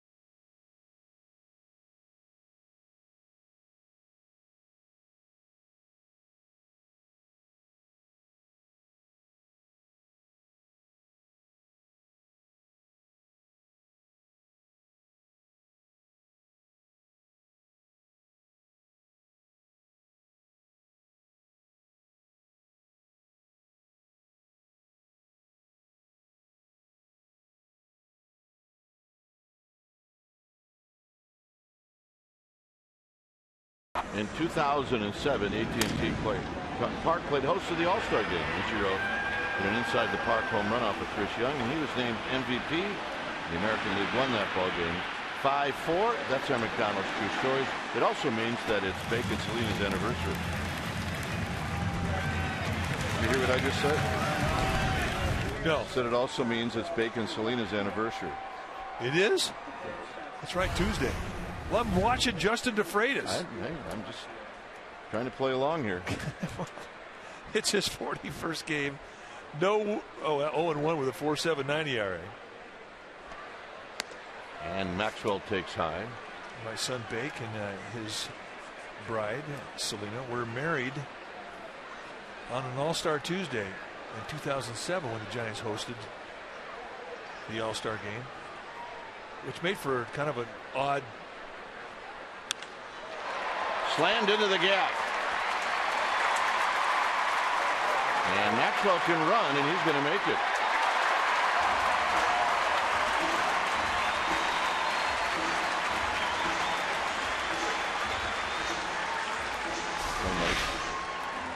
Challenge fastball right out over the plate at the belt, and Maxwell wastes no time jumping on it.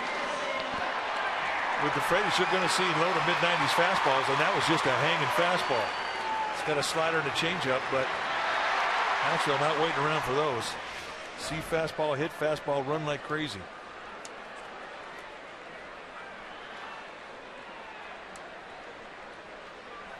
So here's Bumgarner, who singled in the fourth.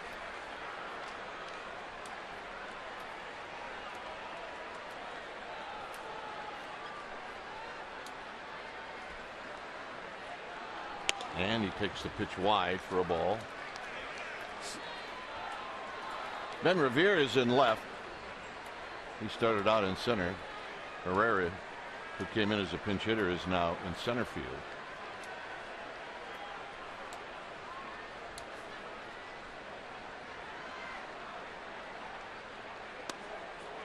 Curveball for a strike. So there just aren't that many Tuesday weddings. We did get a few phone calls saying, is that a misprint? Really? Tuesday wedding? No. It was perfect. We all got to go. Bumgarner takes a strike, 1-2.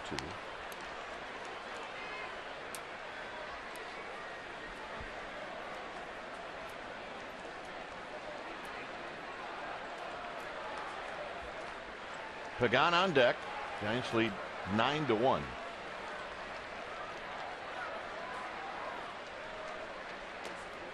And that goes through the legs of Ruiz, so Maxwell's going to move to third. That might be a pass ball. And it is. And that is rare for Carlos Ruiz. This ball just bottoms out. Goes right under the glove between the wickets.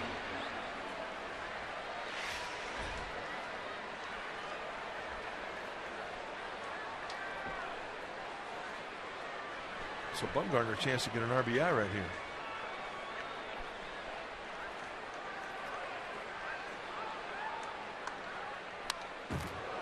And he got the challenge fastball. It remains 2-2.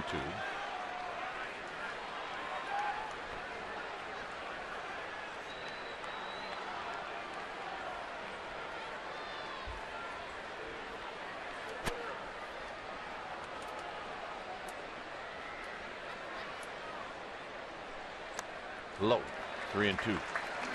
DeFreitas, 11th round pick, 6'4". The year that I spent in the Philly organization, 1982, you looked around it, every pitcher was tall. I mean, that was how they drafted. They liked guys that had height.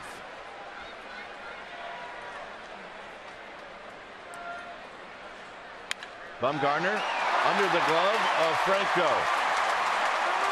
Maxwell's going to score, and it's 10-1. I'd be surprised if they gave Franco an error on that. That was a bullet. And he didn't have a lot of lower body. You tell you, this swing right here gives you an idea how strong Bumgarner's hands are. I mean, he just reaches out and top hand hooks this ball, and it absolutely handcuffs Franco. I mean, there's very little lower body. And this ball just exploded on him, and it indeed has been given a hit to Bumgarner, and he gets that RBI. 14 hits now for the Giants.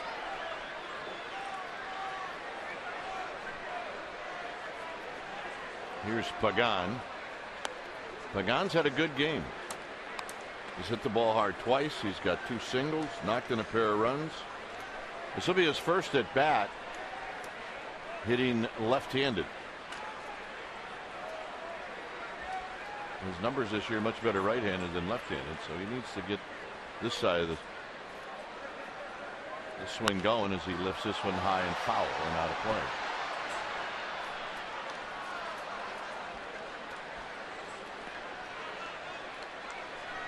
When he gets it rolling, he can carry a team. Well, he absolutely can, and he's an energy type player. Watch what he did in the playoffs in 2012. I mean, he was incredible. Lifts this one out into left center field. And that's Ben Revere who makes the catch. 1 out. And here's Joe Panik.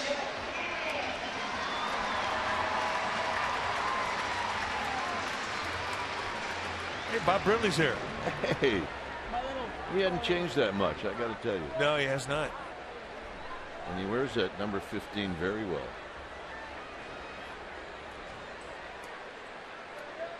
Barry Bonds. Had a nice conversation with him today. Outside to Panik. But I think that was the Pittsburgh version. I think it was. We didn't talk to him when he was with the Pirates. Or maybe it was the other way around. Maybe he didn't talk to us. I think that's the way it went. I knew it was one or the other. 2-0 to Joe Panik.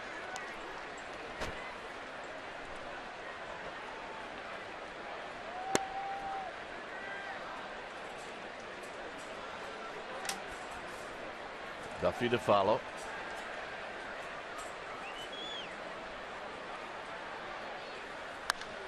Popped him up. Ben Revere says, I got it. And he does.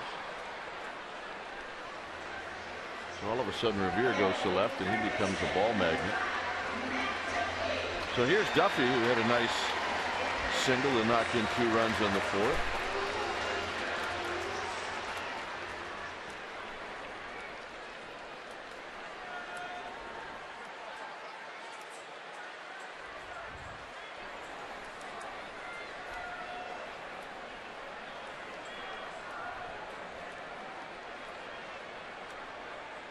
Duffy takes just outside. 1 ball and no strikes.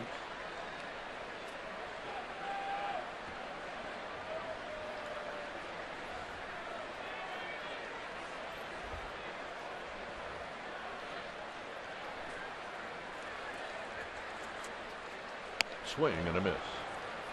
Good pitch from DeFreitas. It's 1 ball and 1 strike.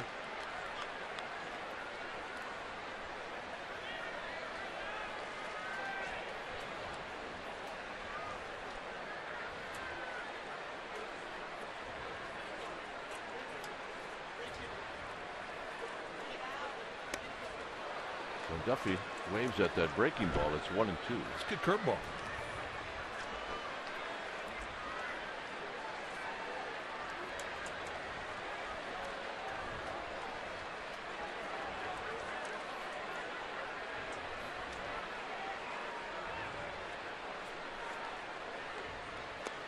Down low.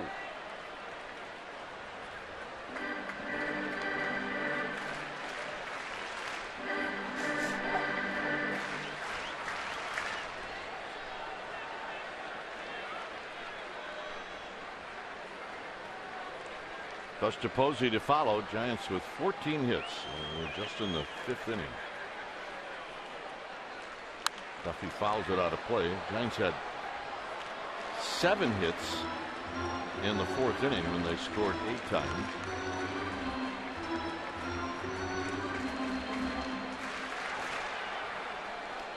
After Pence had a grand slam in that 4th inning.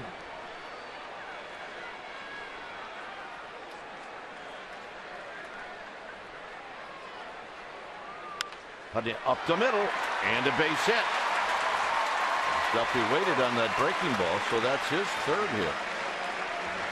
Nice 2-strike swing of the bat.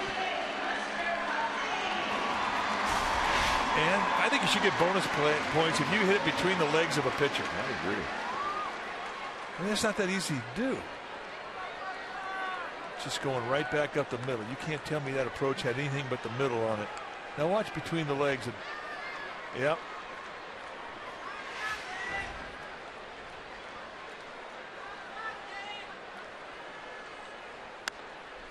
And the pitch is inside.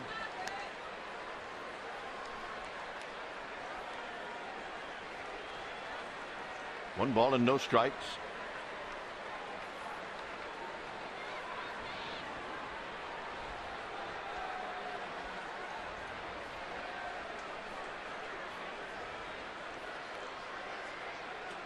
Outside 2-0.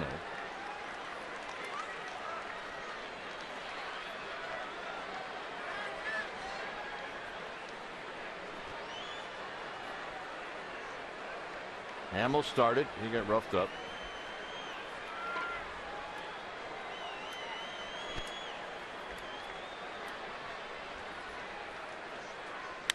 On the ground to third. I think Bumgarner's going to be out. He's out.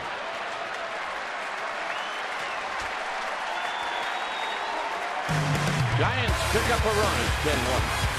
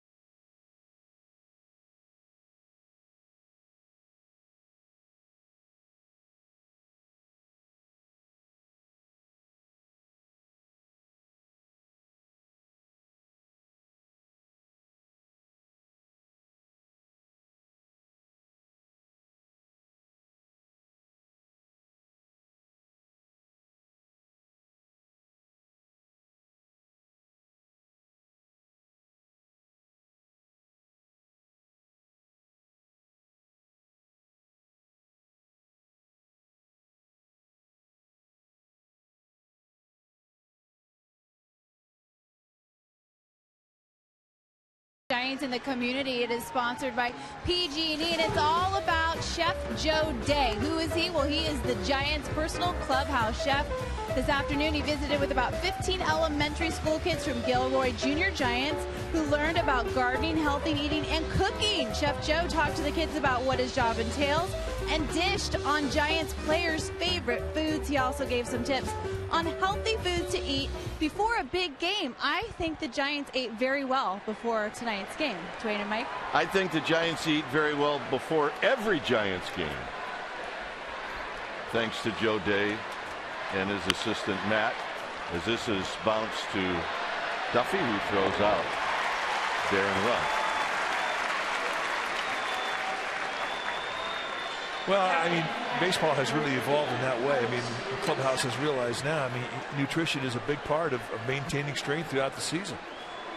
I mean, power shakes and eating, good, solid food, vegetables, protein, lots of kale, collard greens, mustard greens. Yeah, a power shake? What do you think a power shake was in the 40s? A martini? Yeah, probably. I mean, sitting on those trains from New York to Cleveland? Yeah, I bet you they had a few power shakes. A solid meal was pig's feet and hard-boiled eggs. Throw down a couple of whiskeys and top it off with a schmag. You're good. Yeah, play a couple of rounds of cards. Here's Ruiz. And we're not saying it's better now. No. We're not. I don't want you to think that's what we're trying to say at all. I do believe that those guys in the 40s had a lot of fun. I know the guys now have fun, and I know we had fun in our era.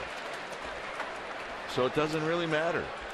It is much healthier, and it is much better now for the players. As Ruiz takes a strike, it's 0-2. And they're probably all going to live longer.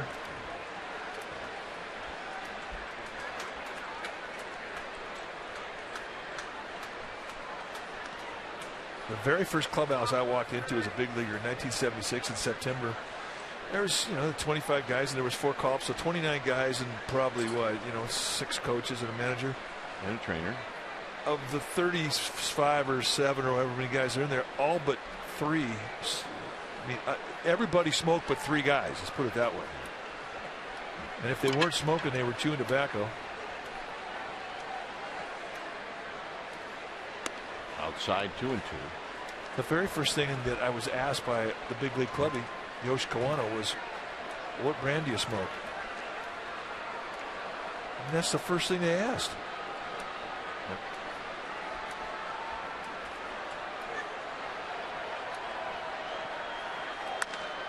Hit to center field. Pagan now racing back, and this is off the bottom of the wall. So Carlos Ruiz working on some ownage on Bumgarner. He's 3 for 3. Warriors Summer League live from Las Vegas. It'll be against the Hawks at 5:30. The Kings on Monday at 3:30 on CSN Bay Area.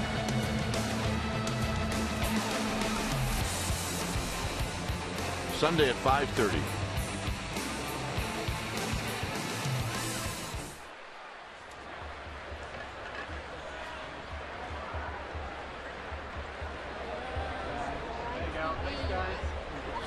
So here's Dominic Brown.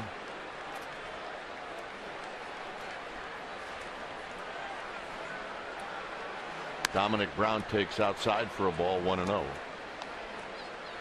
Brown has popped out twice, once to left and once to Duffy at third.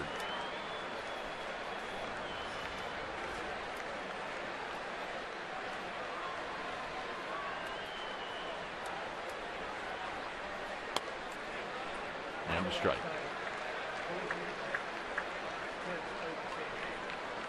One ball and one strike.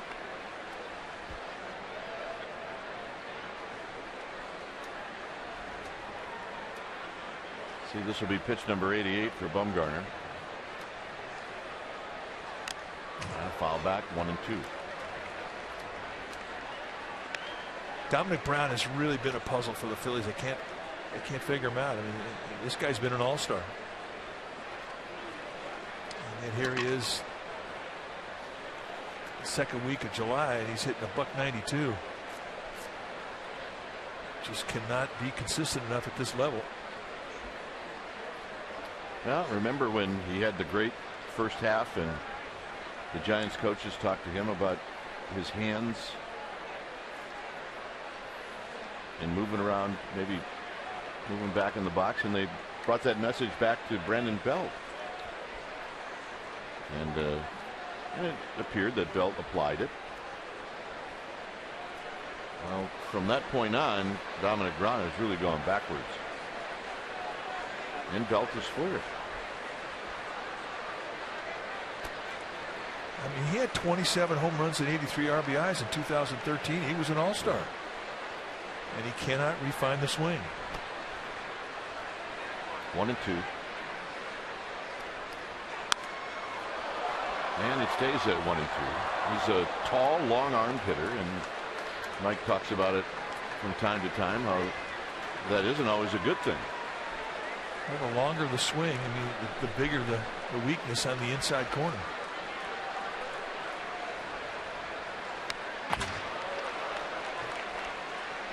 Their strength, long-arm swingers, their strength is middle away. But still, I mean, 27 home runs and 83 RBIs, hit 270. I mean, you're doing it right. Well, one of the reasons the Phillies traded Hunter Pence is they had this guy. That's right. He was waiting to play. It's 2-2.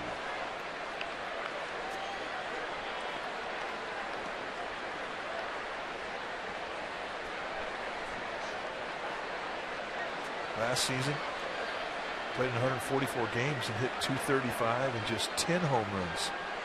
So he really went from 27 home runs to 10, fell off. And there's a base hit into right center field. Pence got a great jump. And Pence is going to throw home. It's cut off. And Dominic Brown just made a horrible mistake, and he's out. Phillies need base runners. They don't need guys in scoring position. It can't happen when you're down by 8 runs. It just cannot. And it also gives you an idea how important it is to hit the cutoff man, and Pence did. And you throw it hard right through the cutoff man, and then the catcher decides as to whether or not you let it go through.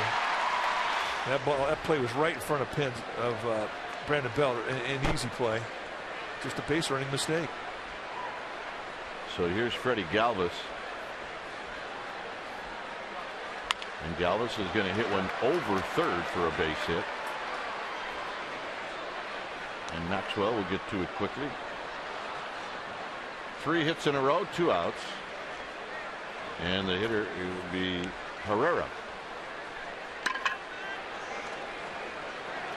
And George Cantos getting loose. Well, 93 pitches here in the 6th, probably the last inning for Bumgarner. There's one way you can protect the pitcher, and you have an 8-run lead.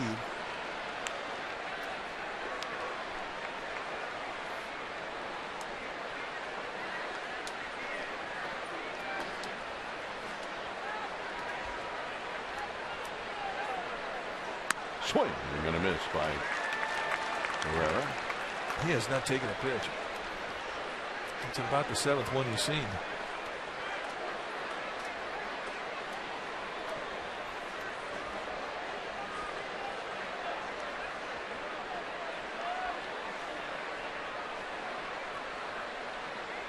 And the 0-1 is a bit outside. 1 ball and 1 strike.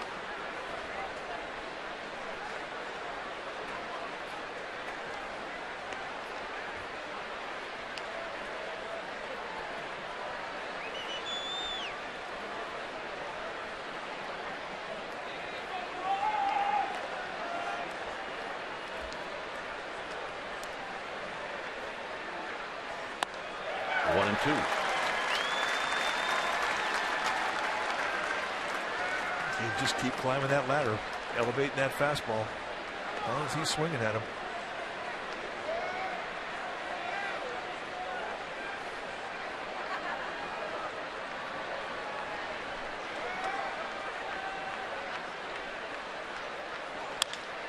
Slowly hit to Crawford.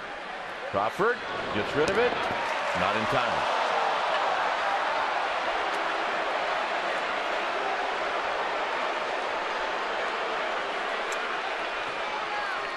And you say, will they challenge? Can't. Giants use the challenge up early in the game. Cannot challenge again.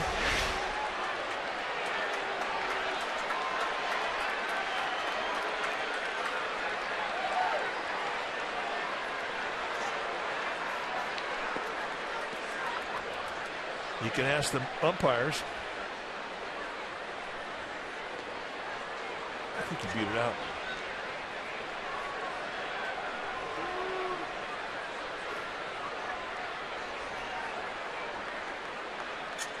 I think the call was made correctly by Todd Tickner at first base. So here's Cesar Hernandez.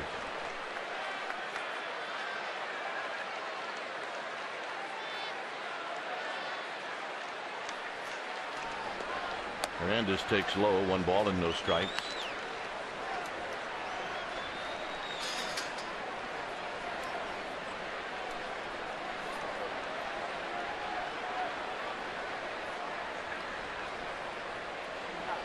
Galvis at second, Herrera at first, and that pitch is wide. Changeup.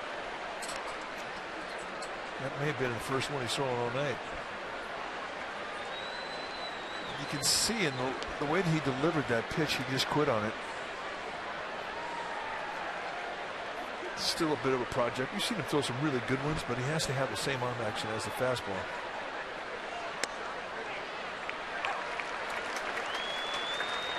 So 2 balls and a strike.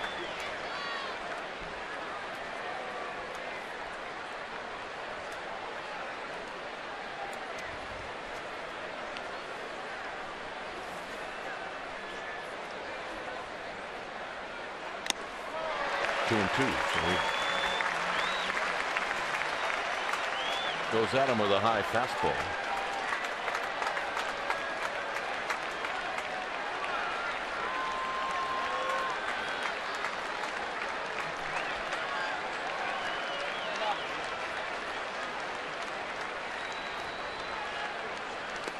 Down low. He went at him the one time with the off-speed pitch, but it gets Hernandez now to 3 and 2, and now the 2 base runners, Galvis and Herrera, will take off. This will be the last hitter that Bumgarner faces.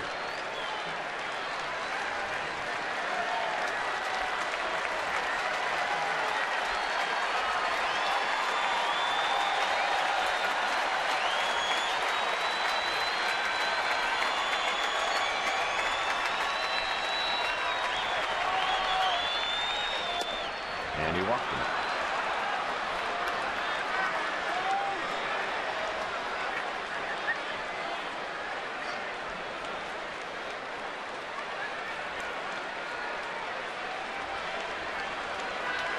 So Bruce Bochy's coming out. Bumgarner's going to get a nice reception when he departs.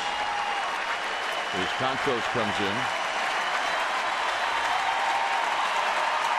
And it's time for a change. Think Speedy Oil Change and Auto Service.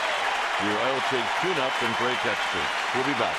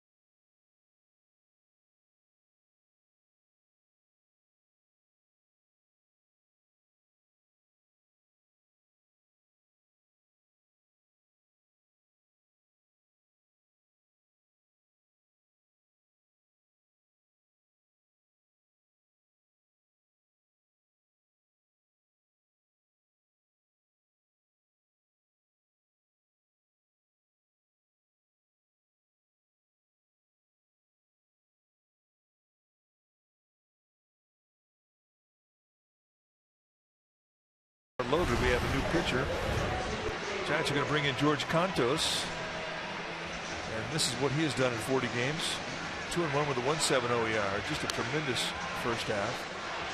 League hitting 196 against Cantos. And the thing that has really been sensational, the one statistic, is what he has done with inherited runners. He has inherited 20 runners. He has not allowed one to score, and here he inherits the bases loaded. So you're saying he's been pretty good? He's been beyond good. And he'll be facing a guy that Bumgarner had trouble with, and that was Ben Revere.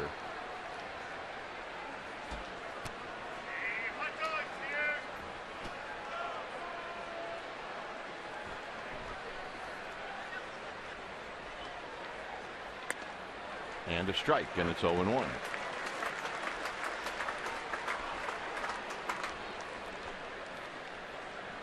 It's Galvis, Herrera, and Hernandez.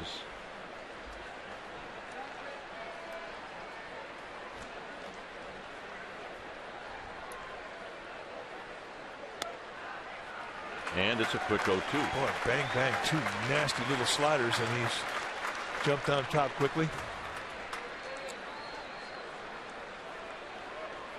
You have to be careful throwing two-seam fastballs on the outside part of the plate. Movement that runs away from the left-handed hitting Revere, because he really has proven to the Giants tonight that he's got a nice left field approach. Rolls this one to Panic. Panic to Belt. That's going to end the inning.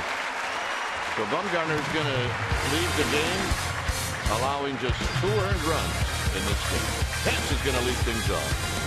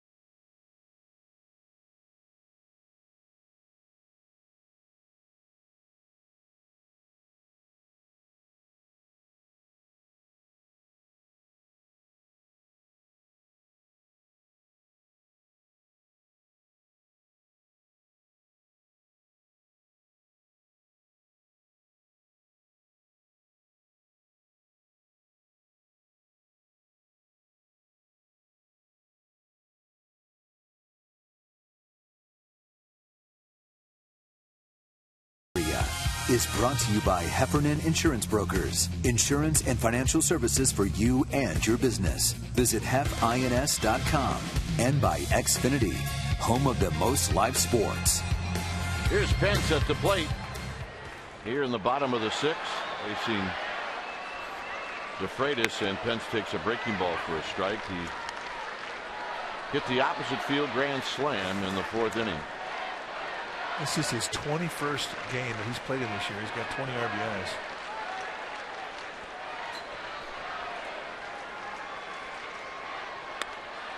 And the other thing, I mean, he and Buster Posey have not been in the same game since June 2nd when they took on the Pirates. So it's nice to have them both in the same lineup.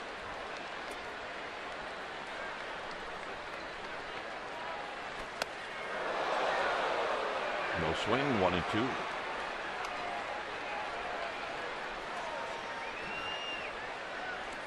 Crawford, then Belt.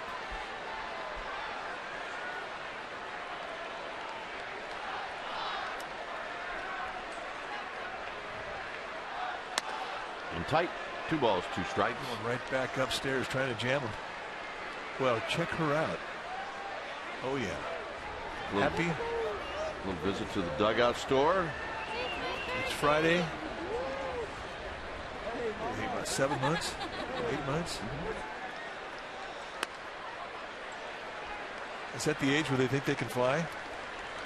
They think they can fly, and it looks like they're treading water when they're actually trying to fly.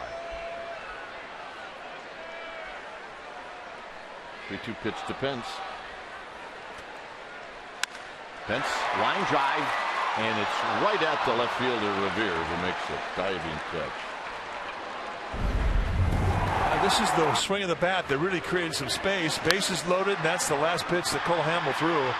A fastball away at the belt, and Pence backspinned it out, and everybody on that right side, well, everybody in the entire ball yard went crazy. But he really worked on that approach because he knew that was how he's going to have to face Hamels tonight. He's going to have to go the other way. Batting practice, that's all he did. Here's Crawford. Crawford hitting at 256. He's 0 for 3 as he slices this one out of play.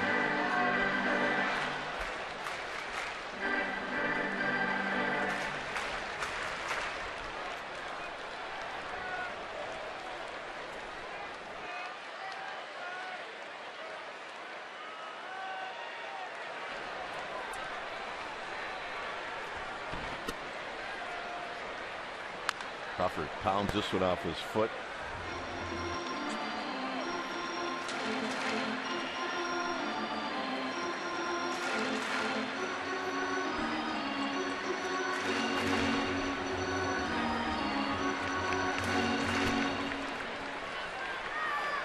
Oh, 2.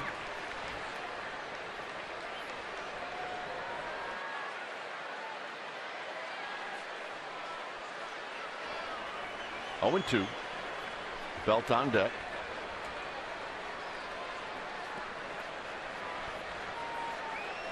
Crawford waiting patiently.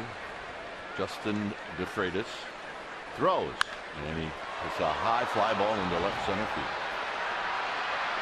And it'll be Herrera making the catch. Hey, remember, fans, you support your stretch drive at the $50 level, and it provides the opportunity for one junior giant to play ball all summer. And as a thank you for that $50 donation, you'll get this Madison Bumgarner bobblehead. It commemorates when the Giants clinched the 2014 World Series. Truly unique league that provides safe activities. Kids learn confidence, teamwork, leadership. Visit jrgiants.org to see how you can help. It really is a pretty cool bobblehead. Yeah, it is. And if you collect bobbleheads, then obviously it's a must. Well, it was one of the greatest moments in Giants history. That was the moment when this 2014 season ended.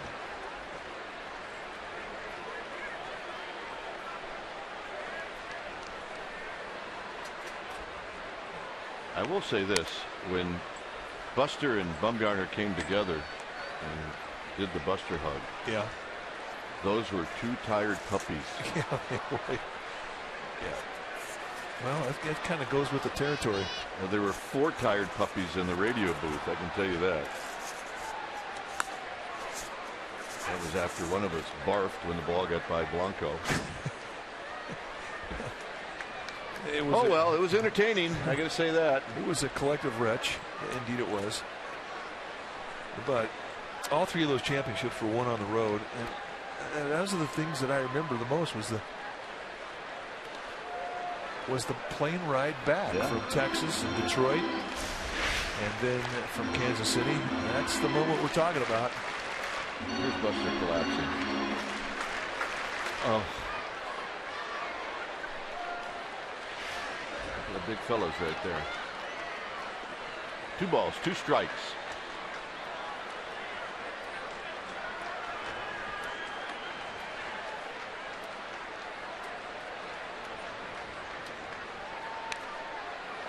So what? 2010 he hugs Wilson, right? 2012 Romo. And I know he didn't get to hug his closer, which was Santiago Casilla. He hugs Madison Bumgarner, who happened to be the closer that day. There's Gene Machi in the bullpen.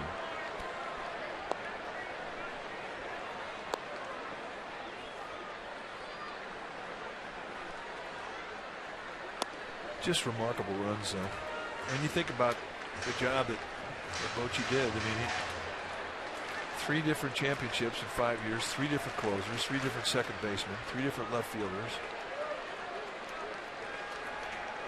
I mean, there were some constants, don't get me wrong. The core 4 in the bullpen, they were there for all 3. Pulled on the ground, foul. Oh, nice play. Harvey Posert. He is a winemaker and a good one. Check out the H. Posert cab. It's a dandy. Yeah, we had a couple of glasses in the 4th and 5th, and we're doing fine. There's George Meyer, our other ball dude.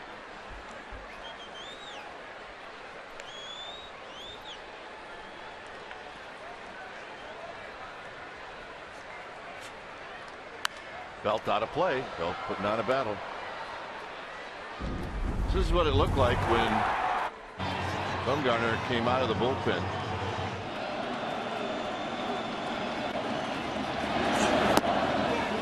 I mean, he had some kind of focus that whole month.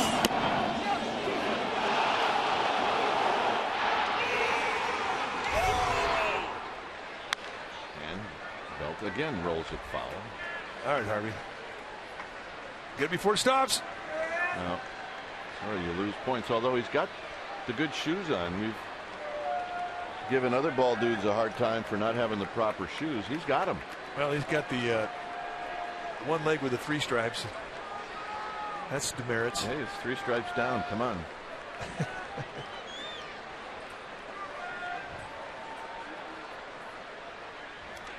And Belt takes the walk. That was a long at bat, and the reward was a walk. 10 pitches. A good night for Brandon Belt. A couple walks and a knock. 1 for 2.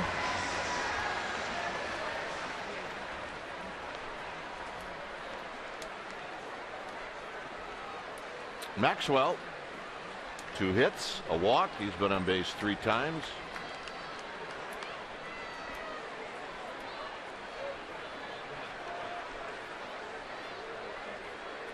Way outside for a ball, 1-0.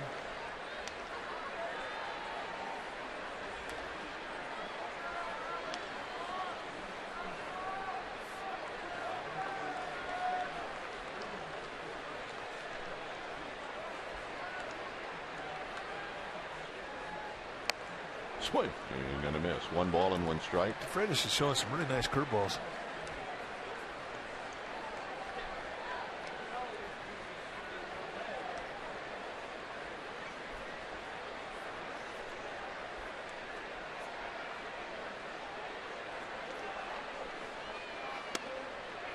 Inside corner, 1-2.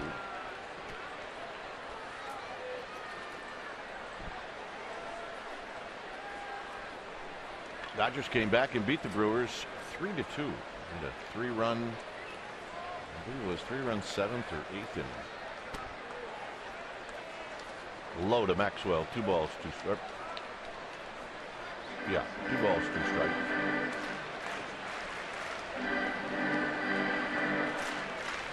Gregor Blanco's coming out.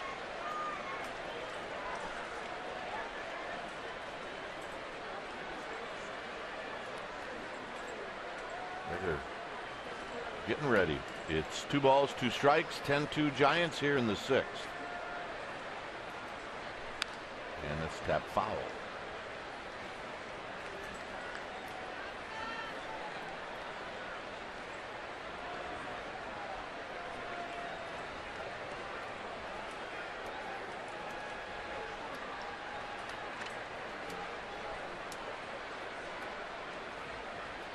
This will be pitch number 49 for Justin DeFreitas.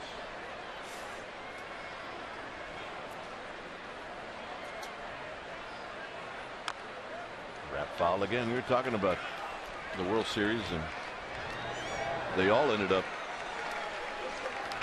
clinchers were on the road.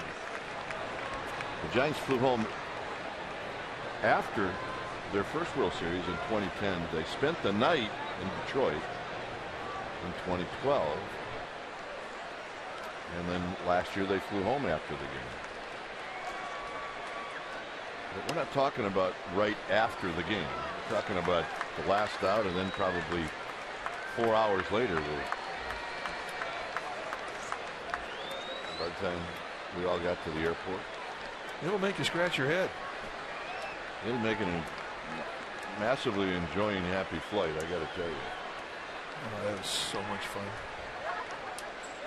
Belt goes. We're going to drive down the right field line, and that's a fair ball. Roberto Kelly's going to wave in Belt. The throw home is going to be late. Maxwell to third, and it's 11-2.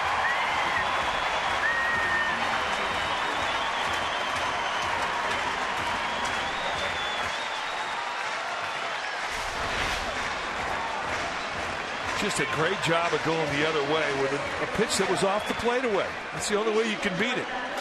And with Brown playing towards the gap in right center, the right line was exposed.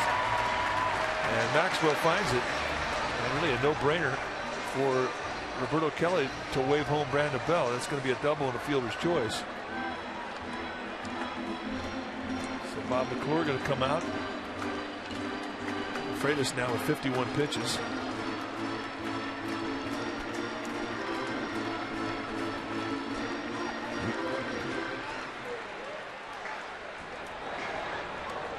Elvis Araujo, the left-hander, one of two that the Phillies have, finishing off his throws. Araujo it is.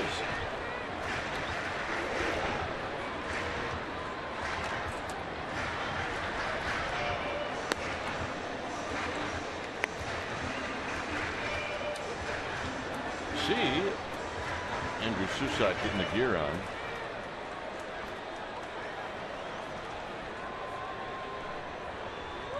Mr. Posey had a tender hamstring, missed Tuesday and Wednesday's game, had the day out Thursday, so 6 innings, Giants ahead 11-2. Time to shut her down.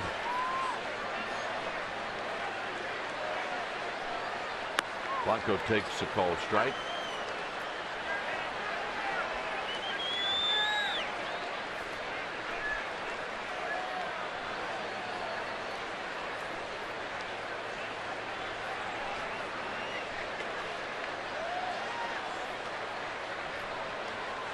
Swing and a miss. Nothing in 2. Good change. That may have been the message from McClure.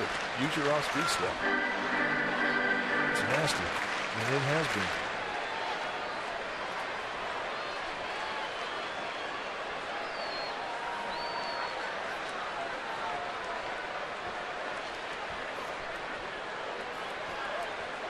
Oh, 2 pitch.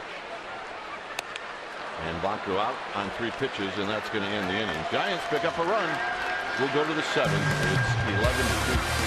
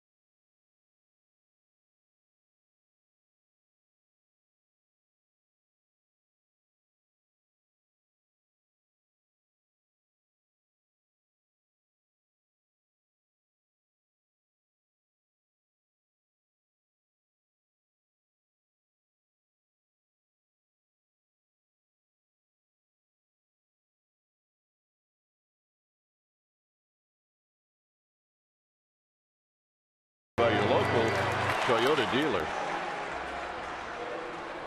Cole Hamels got roughed up for 9 runs.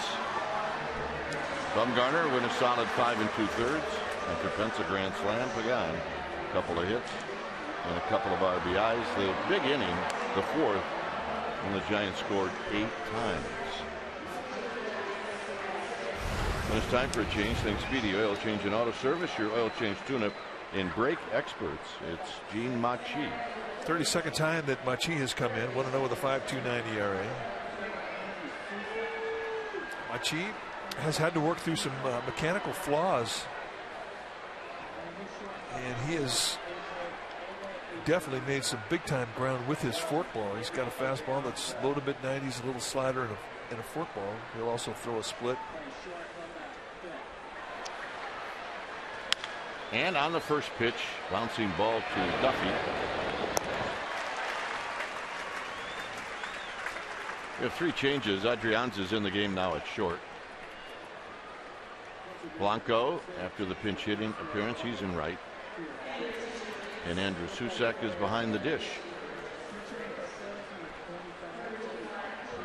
So those are your changes. Pence, Posey out of the game along with Crawford. Here's Cody Ashe.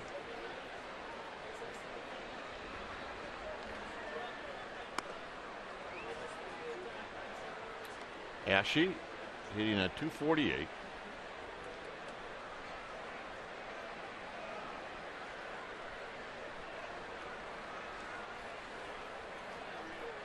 And he takes a little low, or 2 balls and no strikes.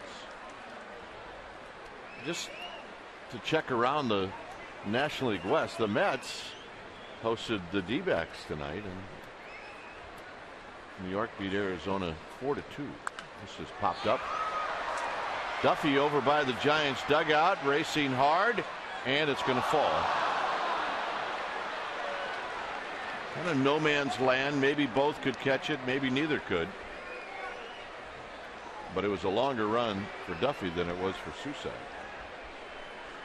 Well, it would have been an above average play if anyone of the 2 guys had been able to pull it off. But perhaps a bit of a communication problem. 2 balls and a strike. Colorado at home beat Atlanta 5-3. And a call strike. It's 2-2, and then Texas beat the Padres 4-3 in Arlington. We already mentioned the Dodgers came back and beat Milwaukee.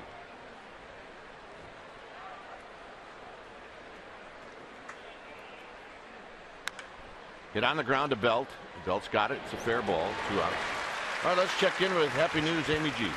All right, guys. Well, we are still in the process of collecting the best and strongest fan photos to show on future broadcasts. So what do you got? We want to see it. Sponsored by T-Mobile. You need to tweet it to us at hashtag CSNBA Data Strong Fan, and you just might make a future broadcast. Dwayne, I think you should start tweeting some photos. You think? I do. Yeah. Well, you do. You tweet some good ones. I don't. Instagram maybe, but yeah, Instagram. I can't do the tweeting thing. Yeah, I don't tweet. No. Somebody's doing it in our name, but we don't know who they are. Yeah, I really didn't appreciate some of the stuff that you said about me. It's not me. Upset me so. I don't so know who now that I is. know. Man, I feel a lot better now. It's my Ghost Rider. Quick pitch. Yep, didn't work. Line drive, base hit, left field. Maxwell does a nice job of not letting it get behind him. It's a 2-out single.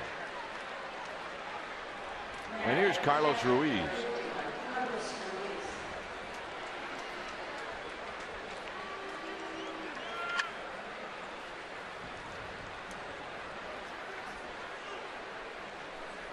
Ruiz has 3 hits tonight.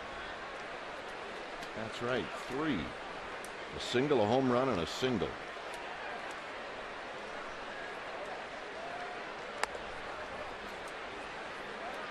Here's the home run off of Bumgarner with 1 out in the 4th. The slider just to get it in for a strike, and Ruiz is like he was waiting for it. Hard to believe somebody go up there looking slider speed out Bumgarner, especially early in the count, but that's what it looked like. He got all of it.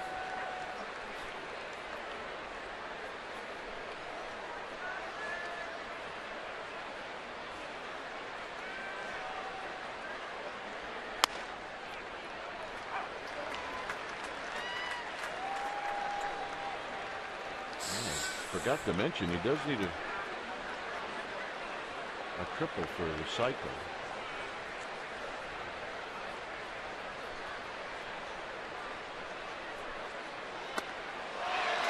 Well, not mad at that. Bottom of the 7th coming up. Pagan's going to lead things off.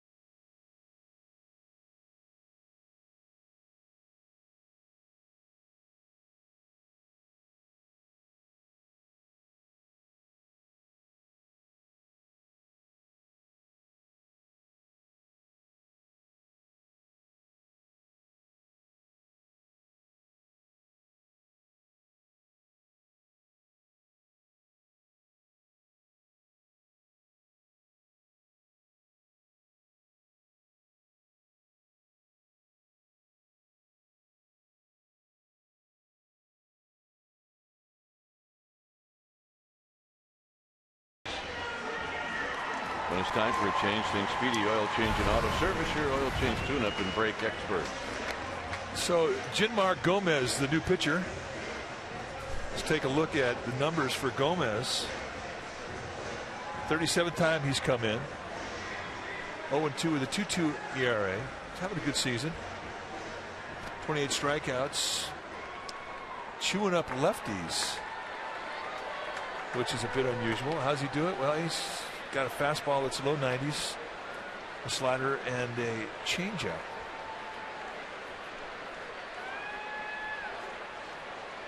And here he's facing Angel Pagan. Pagan, Panic, and Duffy. You know, this is the time of year as you go into the last series the teams play before the All-Star break, and you take a look at who's got the longest trek, what team is on the road and has the longest distance to come back to the home field to start the All-Star break. And that's one thing you look at as a player when you first get the schedule. That's like the first thing you always look at. You look at when you're coming back to that city you grew up in and play that team, and then you look at where you are the last game of the first half. And there's some teams that got some crummy deals. Phillies being one of them.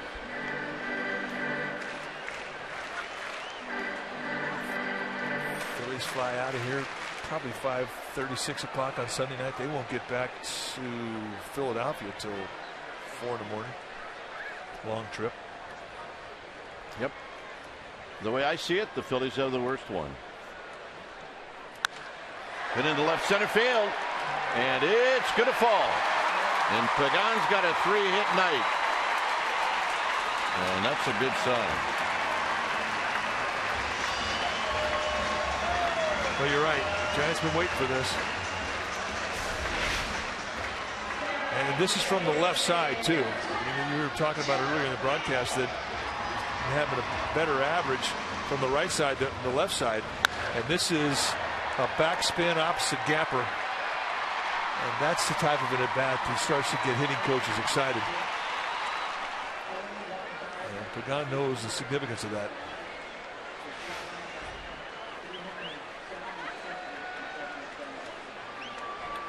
So here's Panic. Diamondbacks have to come back from New York, playing the Mets. They don't win. Philly wins so far. The Phillies got the worst trip back.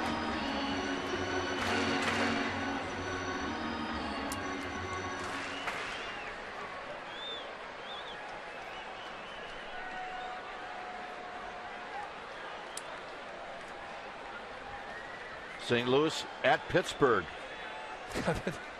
It's like about a 45-minute flight. I do think that that's the nationally televised game, though. That is a late night. That'll be an 8 o'clock start. So that is. So they win. Yeah, they could win. Even though it's a short flight from Pittsburgh to St. Louis. I can't imagine they're too enthusiastic about that.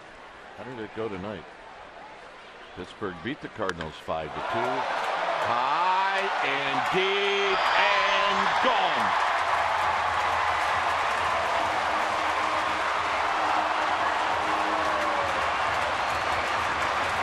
Panic has just hit his 7th of the year.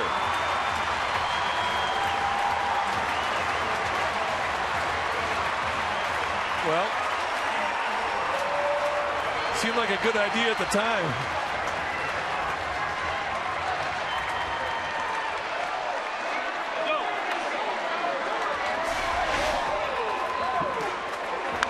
Home run number 7. One bounce. Oh, easy.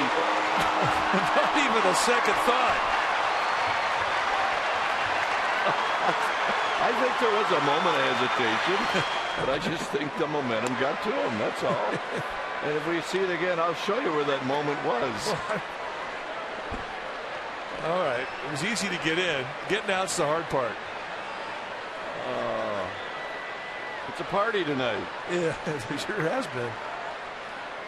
Duffy with a base hit to left field. That's 4 hits for Duffy.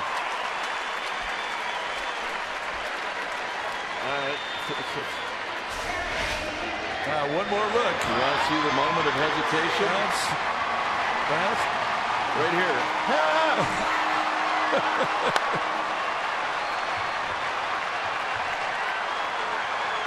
You got to make it look like you were going in automatically. You know what? That's an all-in. That is an all-in effort right there. Here's Susak. Phone's wet. Wallet's wet. Clothes are wet. It's amazing how all of those things that you just said that goes through your mind as you're suspended in air.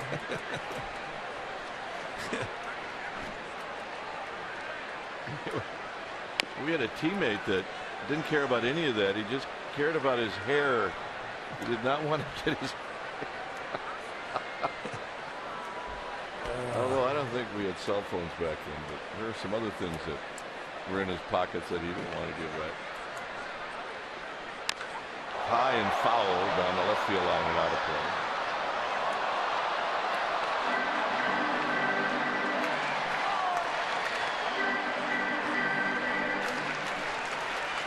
Susak hitting in Buster Posey's spot. Buster tonight went 2 for 4. Giants with 19 hits.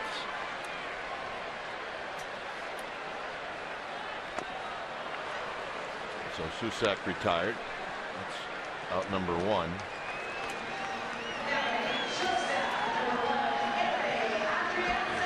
So here's Adrianza. Oh, make me laugh, Mikey. There's no ladder down there. Probably for a good reason. And that reason would be is I don't think they want that to be a swimming pool.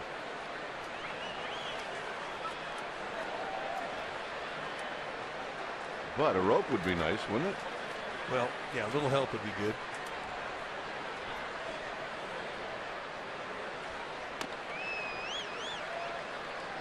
One and one to Adrianza. Saw the numbers that he was putting up down in Sacramento. He was having a nice season.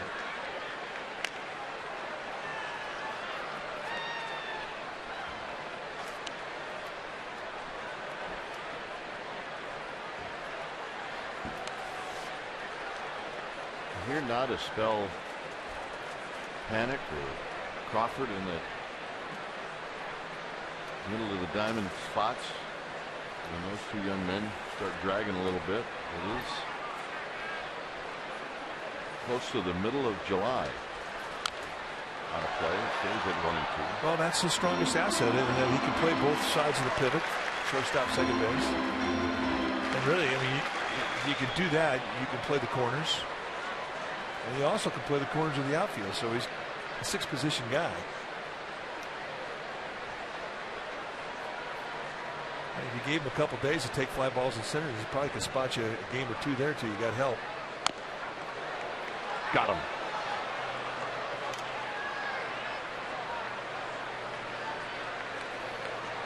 So here's Gene Machi.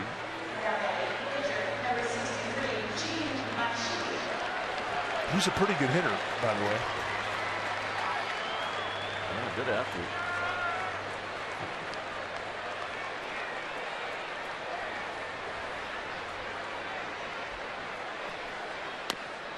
And a strike, and it's 0-1. But you never know if Bruce Bochy just says to him, do not swing. Yeah.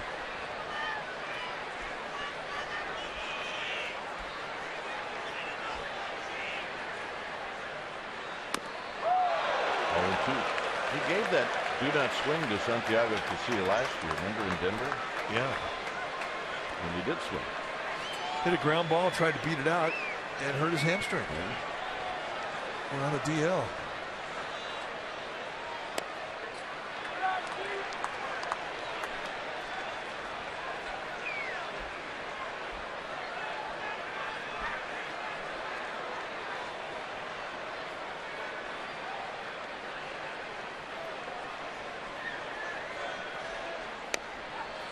And that'll do it.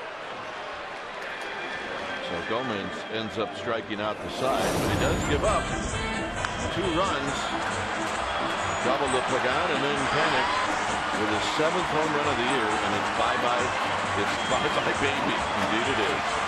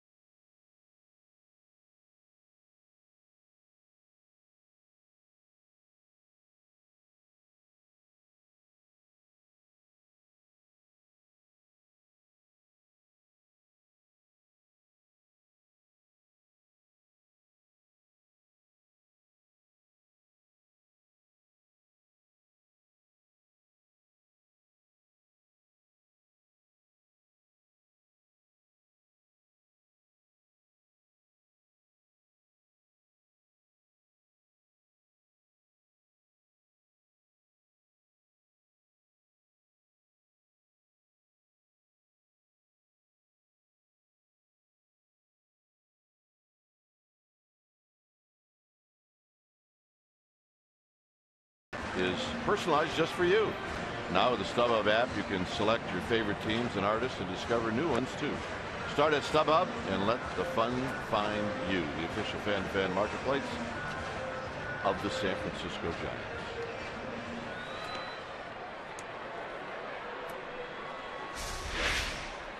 Yep, this gentleman got out. With a little help from his friends. It was definitely a little chilly in that water. It was time to get out. It almost looked like he got out and his dad was there scolding him. Well, he may get a scold or two. It was interesting. We had a text message from Jeff Clark. That's right. The Jeff Clark who discovered Mavericks. First surfer to ever surf it. He said that person needs to get out of the water right now. Nobody knows cold water better than a Northern California surfer.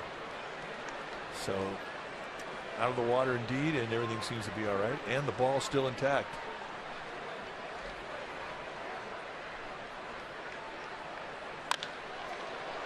And the base hit to right field. And Dominic Brown, that's his second hit.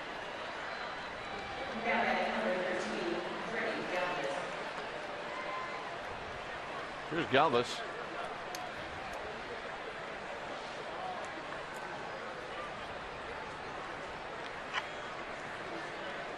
Galvis singled in the 6th inning.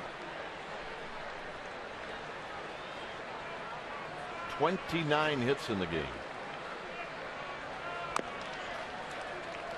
It was great when Barry Bonds joined us behind the batting cage today in batting practice. He stepped up there. He watched 2 balls go out of the cage. He goes, "Ball's carrying." Yeah, you kind of knew, didn't you? Immediately, he said, "Great night to hit." Well, 29 hits later. This is popped up. Gregor Blanco, as sure-handed as you're going to get.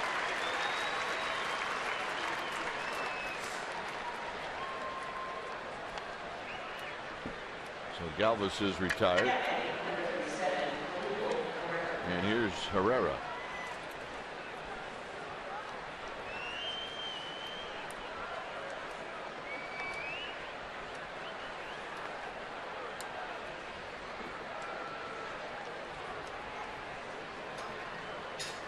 From here on out, you're going to see a lot of young players for the Phillies as they will evaluate their whole farm system between now and the end of the year. Find out exactly what they have. You're going to see some trades, some veterans other clubs desire. They're going to come at them with packages. Eventually, I think they're going to make some deals. But that's what this season is for the Phillies. It's a year of evaluation. Find out what you have. Saw the Giants do this in 1996, where they went in and they evaluated everything that they had in the minor league system. And what they found and what they came out of it were some jewels. Bill Miller for one of them. 1997. They went back to the playoffs. That was largely due to the offseason trades that the new GM at that time, Brian Sabian, the trades that he made, including the big Matt Williams trade.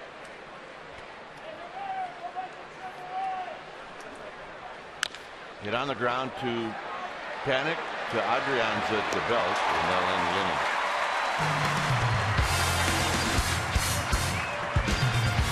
13-2 Giants.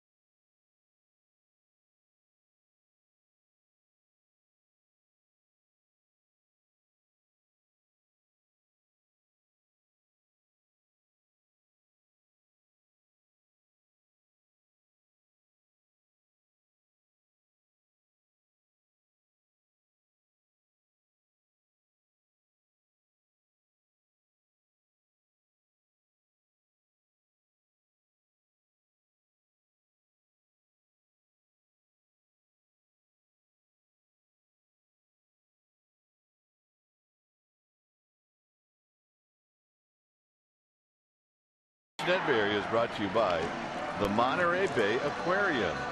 Share the wonder, share the love at Monterey Bay Aquarium.org/love. I can still remember the days, and I know you do too, taking our kids when they were little to the Monterey Bay Aquarium, and they never blinked.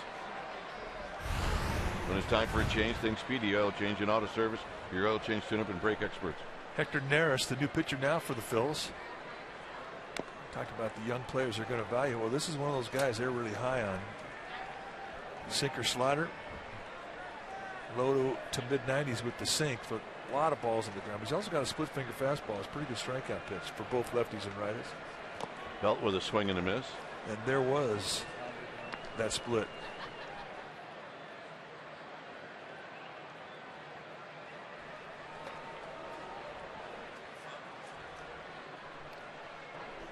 One ball and one strike. Low to Belt. Belt's been on base 3 times.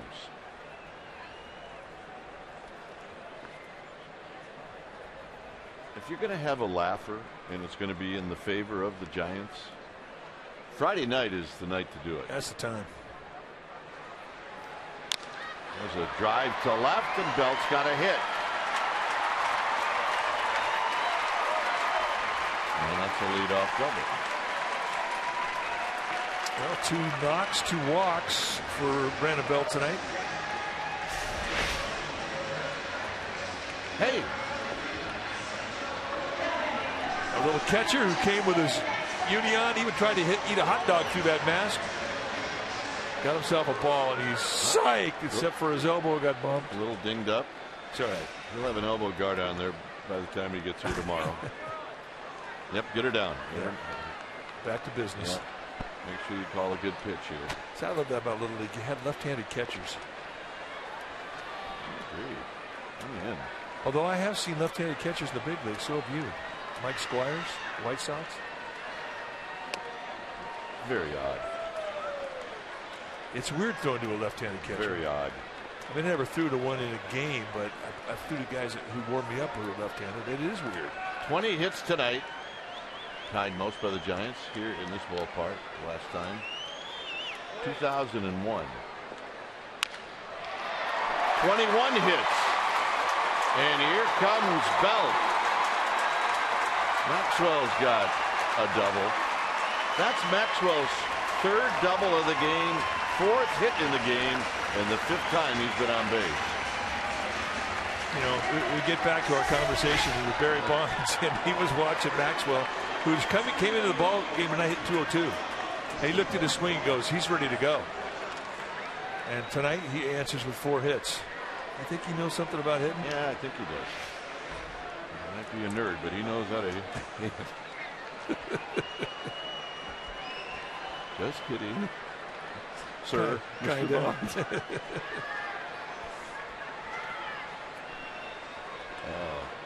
I think he's chuckling somewhere.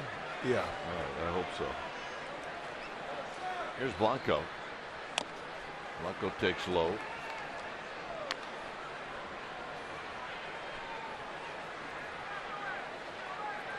With Angel Pagan on deck.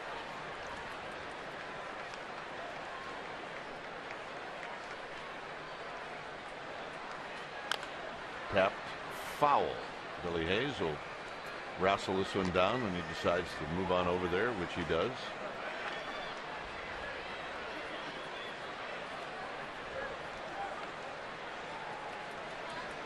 "21 hits tonight.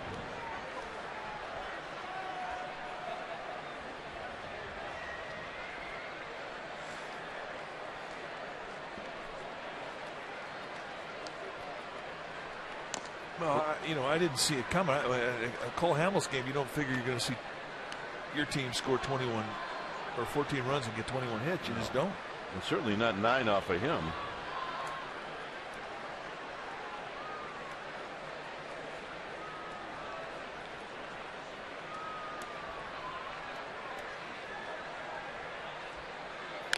Out of play, 2-2. I mean, Hamels came into tonight's ballgame pitching in one of the livest yards in Philadelphia, one of the most hitter-friendly ballparks in all of baseball, with a 3.02 ERA. He comes into one of the best places to pitch, and he gives up 9. Go figure.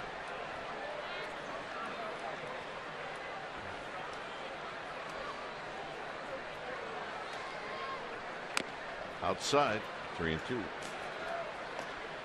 Now stay tuned immediately after Giants baseball for Esurance Giants post-game live. You get highlights, reaction, and analysis. It is all going to come up right after the game.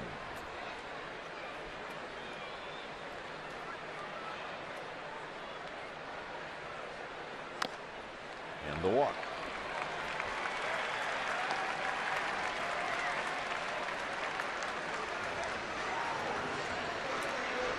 So here's Angel Pagan, who's having a good night.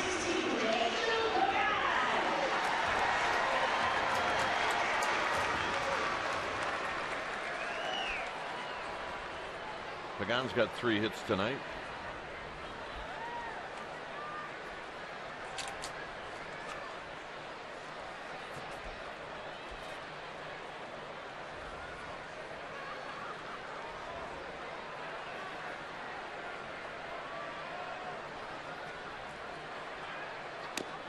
And a strike. Araujo gets up in the Phillies bullpen. Here's Yasmeno Petit.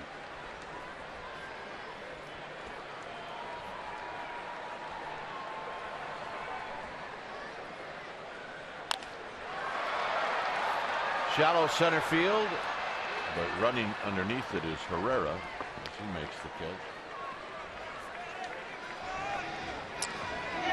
Well, Giants taking on the Phillies, game 2 tomorrow night at 7 p.m. right on NBC Bay Area and the Giants Television Network. And then Sunday afternoon we will return here to Comcast Sportsnet Bay Area. A 1 o'clock game, the finale of the first half, and game 3. There'll be a 1 o'clock game with a pregame live at 12:30. Tomorrow night it'll be Ryan Vogelsong taking on right-hander David Buchanan, and then Chris Heston will pitch the finale against Chad Billingsley, former Dodger. Here's Panik, who homered his last at bat. He's got 3 hits tonight. He's got 99 hits on the year. That's a pretty good first half. Yeah. 99.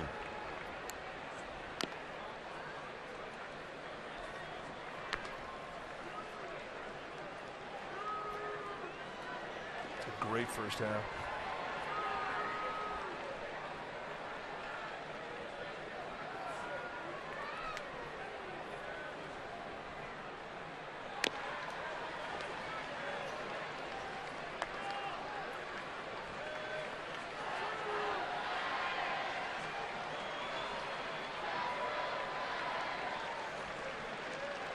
Panik was 4th in the National League coming into today's game with those 99 hits. 3-1. Gordon, Goldschmidt, Pollock. Well, and Joe Panik was one of Bruce Bochy's picks for the All-Star team, and when you come in and you're ranking that high in the National League in hits, I mean, you deserve to be there. Also in the top 10 in batting average. You know what? He may have another hit. He does. That's 100. And coming in to score is Maxwell.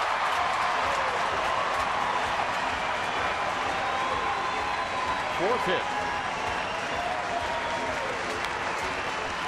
When it rains and pours, if you're standing out on the mound, right off the end of the bat. That's a thing right there. But it is hit number 100, and I think that is significant.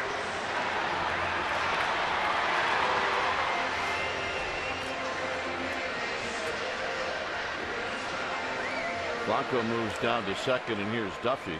Duffy's got 4 hits tonight.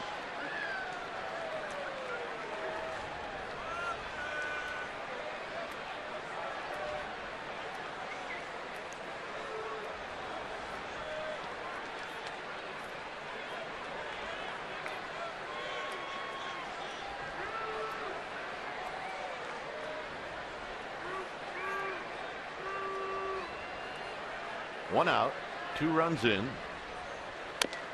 And Duffy takes inside, 1 ball and no strikes.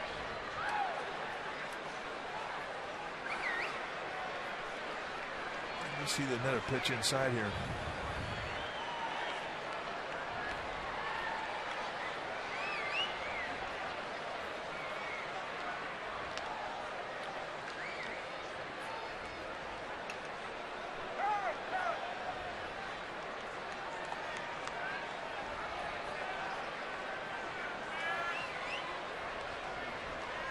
One ball, no strikes.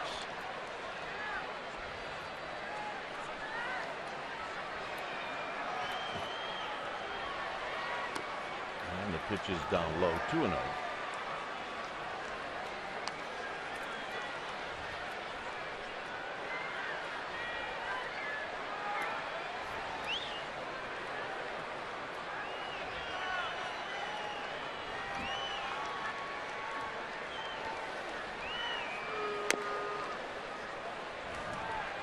Torino.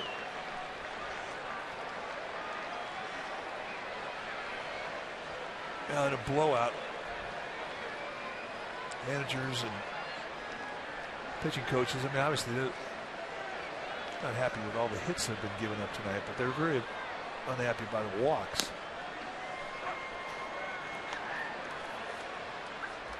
Hey, the group from Hawaii's here. Summer League Baseball.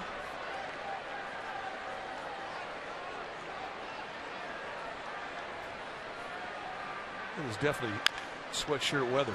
Indeed it is.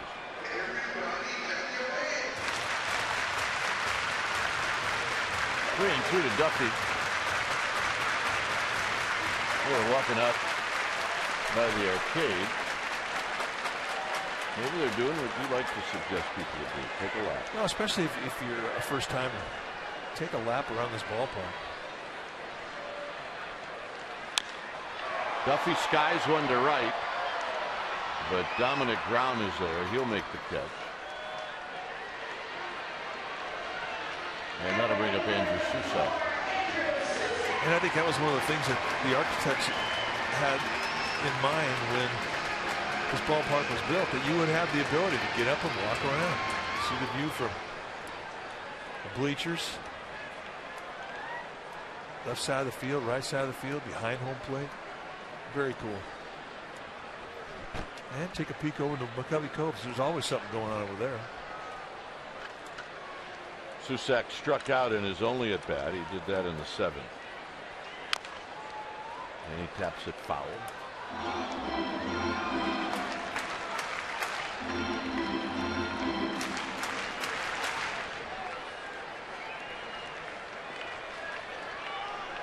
There's Meadow Petit still throwing down in the Giants bullpen. The sellout crowd of over 41,000.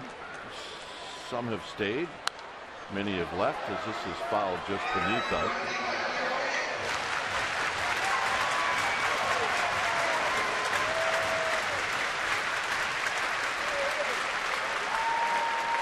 Yep, he's feeling it. It is Orange Friday.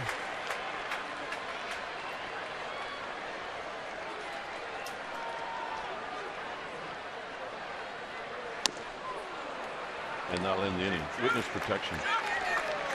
It's working. Could be your neighbor. You'd never know.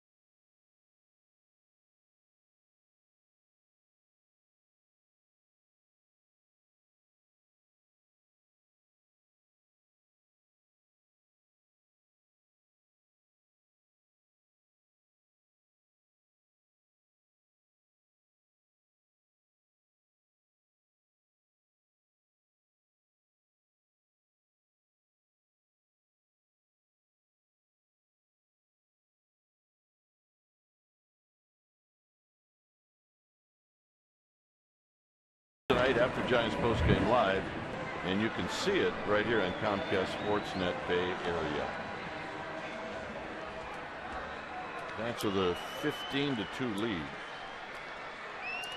When it's time for a change, think Speedy Oil Change and Auto Service, your oil change tune-up and brake expert.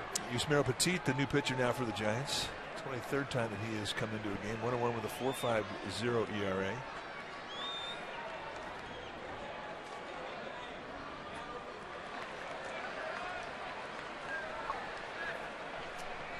And he's facing Hernandez, who lines it to right, and Blanco's going to make the running check. Hunter Pence, if you just joined us, if you're coming back from dinner and you don't know really what's going on in this game, well, Pence had a grand slam in the 4th inning, an opposite field grand slam.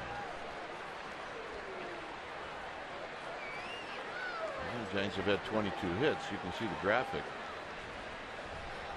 That's the most in a 9-inning game here in San Francisco. Here's Ben Revere, who takes a strike.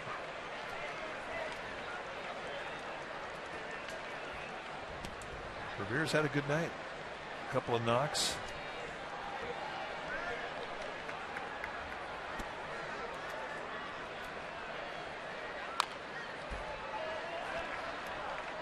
This was the grand slam off of Cole Hamels, his old teammate. Fastball away, go with it, backspin it, and light this place up. And that would be an 8-run 4th inning, which really was it. The big swing of the bat that created space in the game. The Giants have not looked back. Look out. It was 1-1 going to the bottom of the 4th inning.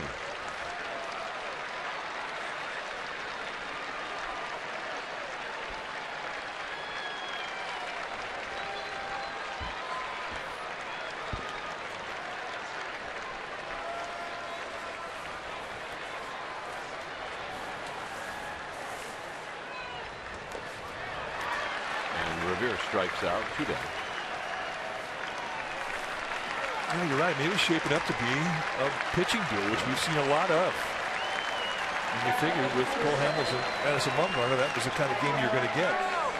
But the Giants' offense just exploded. A 7-hit 4th inning, 8 runs scored. And this is something that they've been waiting for a while. I think there is significance that Pence and Posey in the same lineup for the first time since early June. The top of the lineup had top 3 hitters had 11 hits between the 3 of them tonight. 3 for Pagan, 4 for Panic, 4 for Duffy.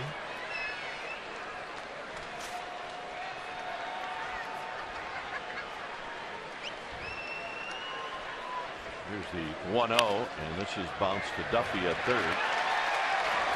And that's the ball game. So game 1 in this 3-game series, it goes to the Giants, and Madison Bumgarner picks up his 9th win.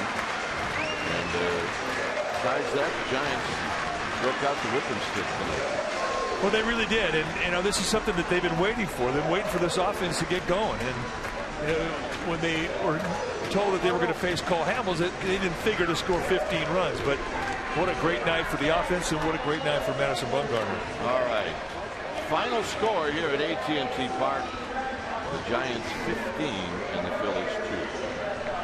Thanks for joining us. Stay tuned. Insurance Giants postgame live with interviews from the wrap. That's going to start right now.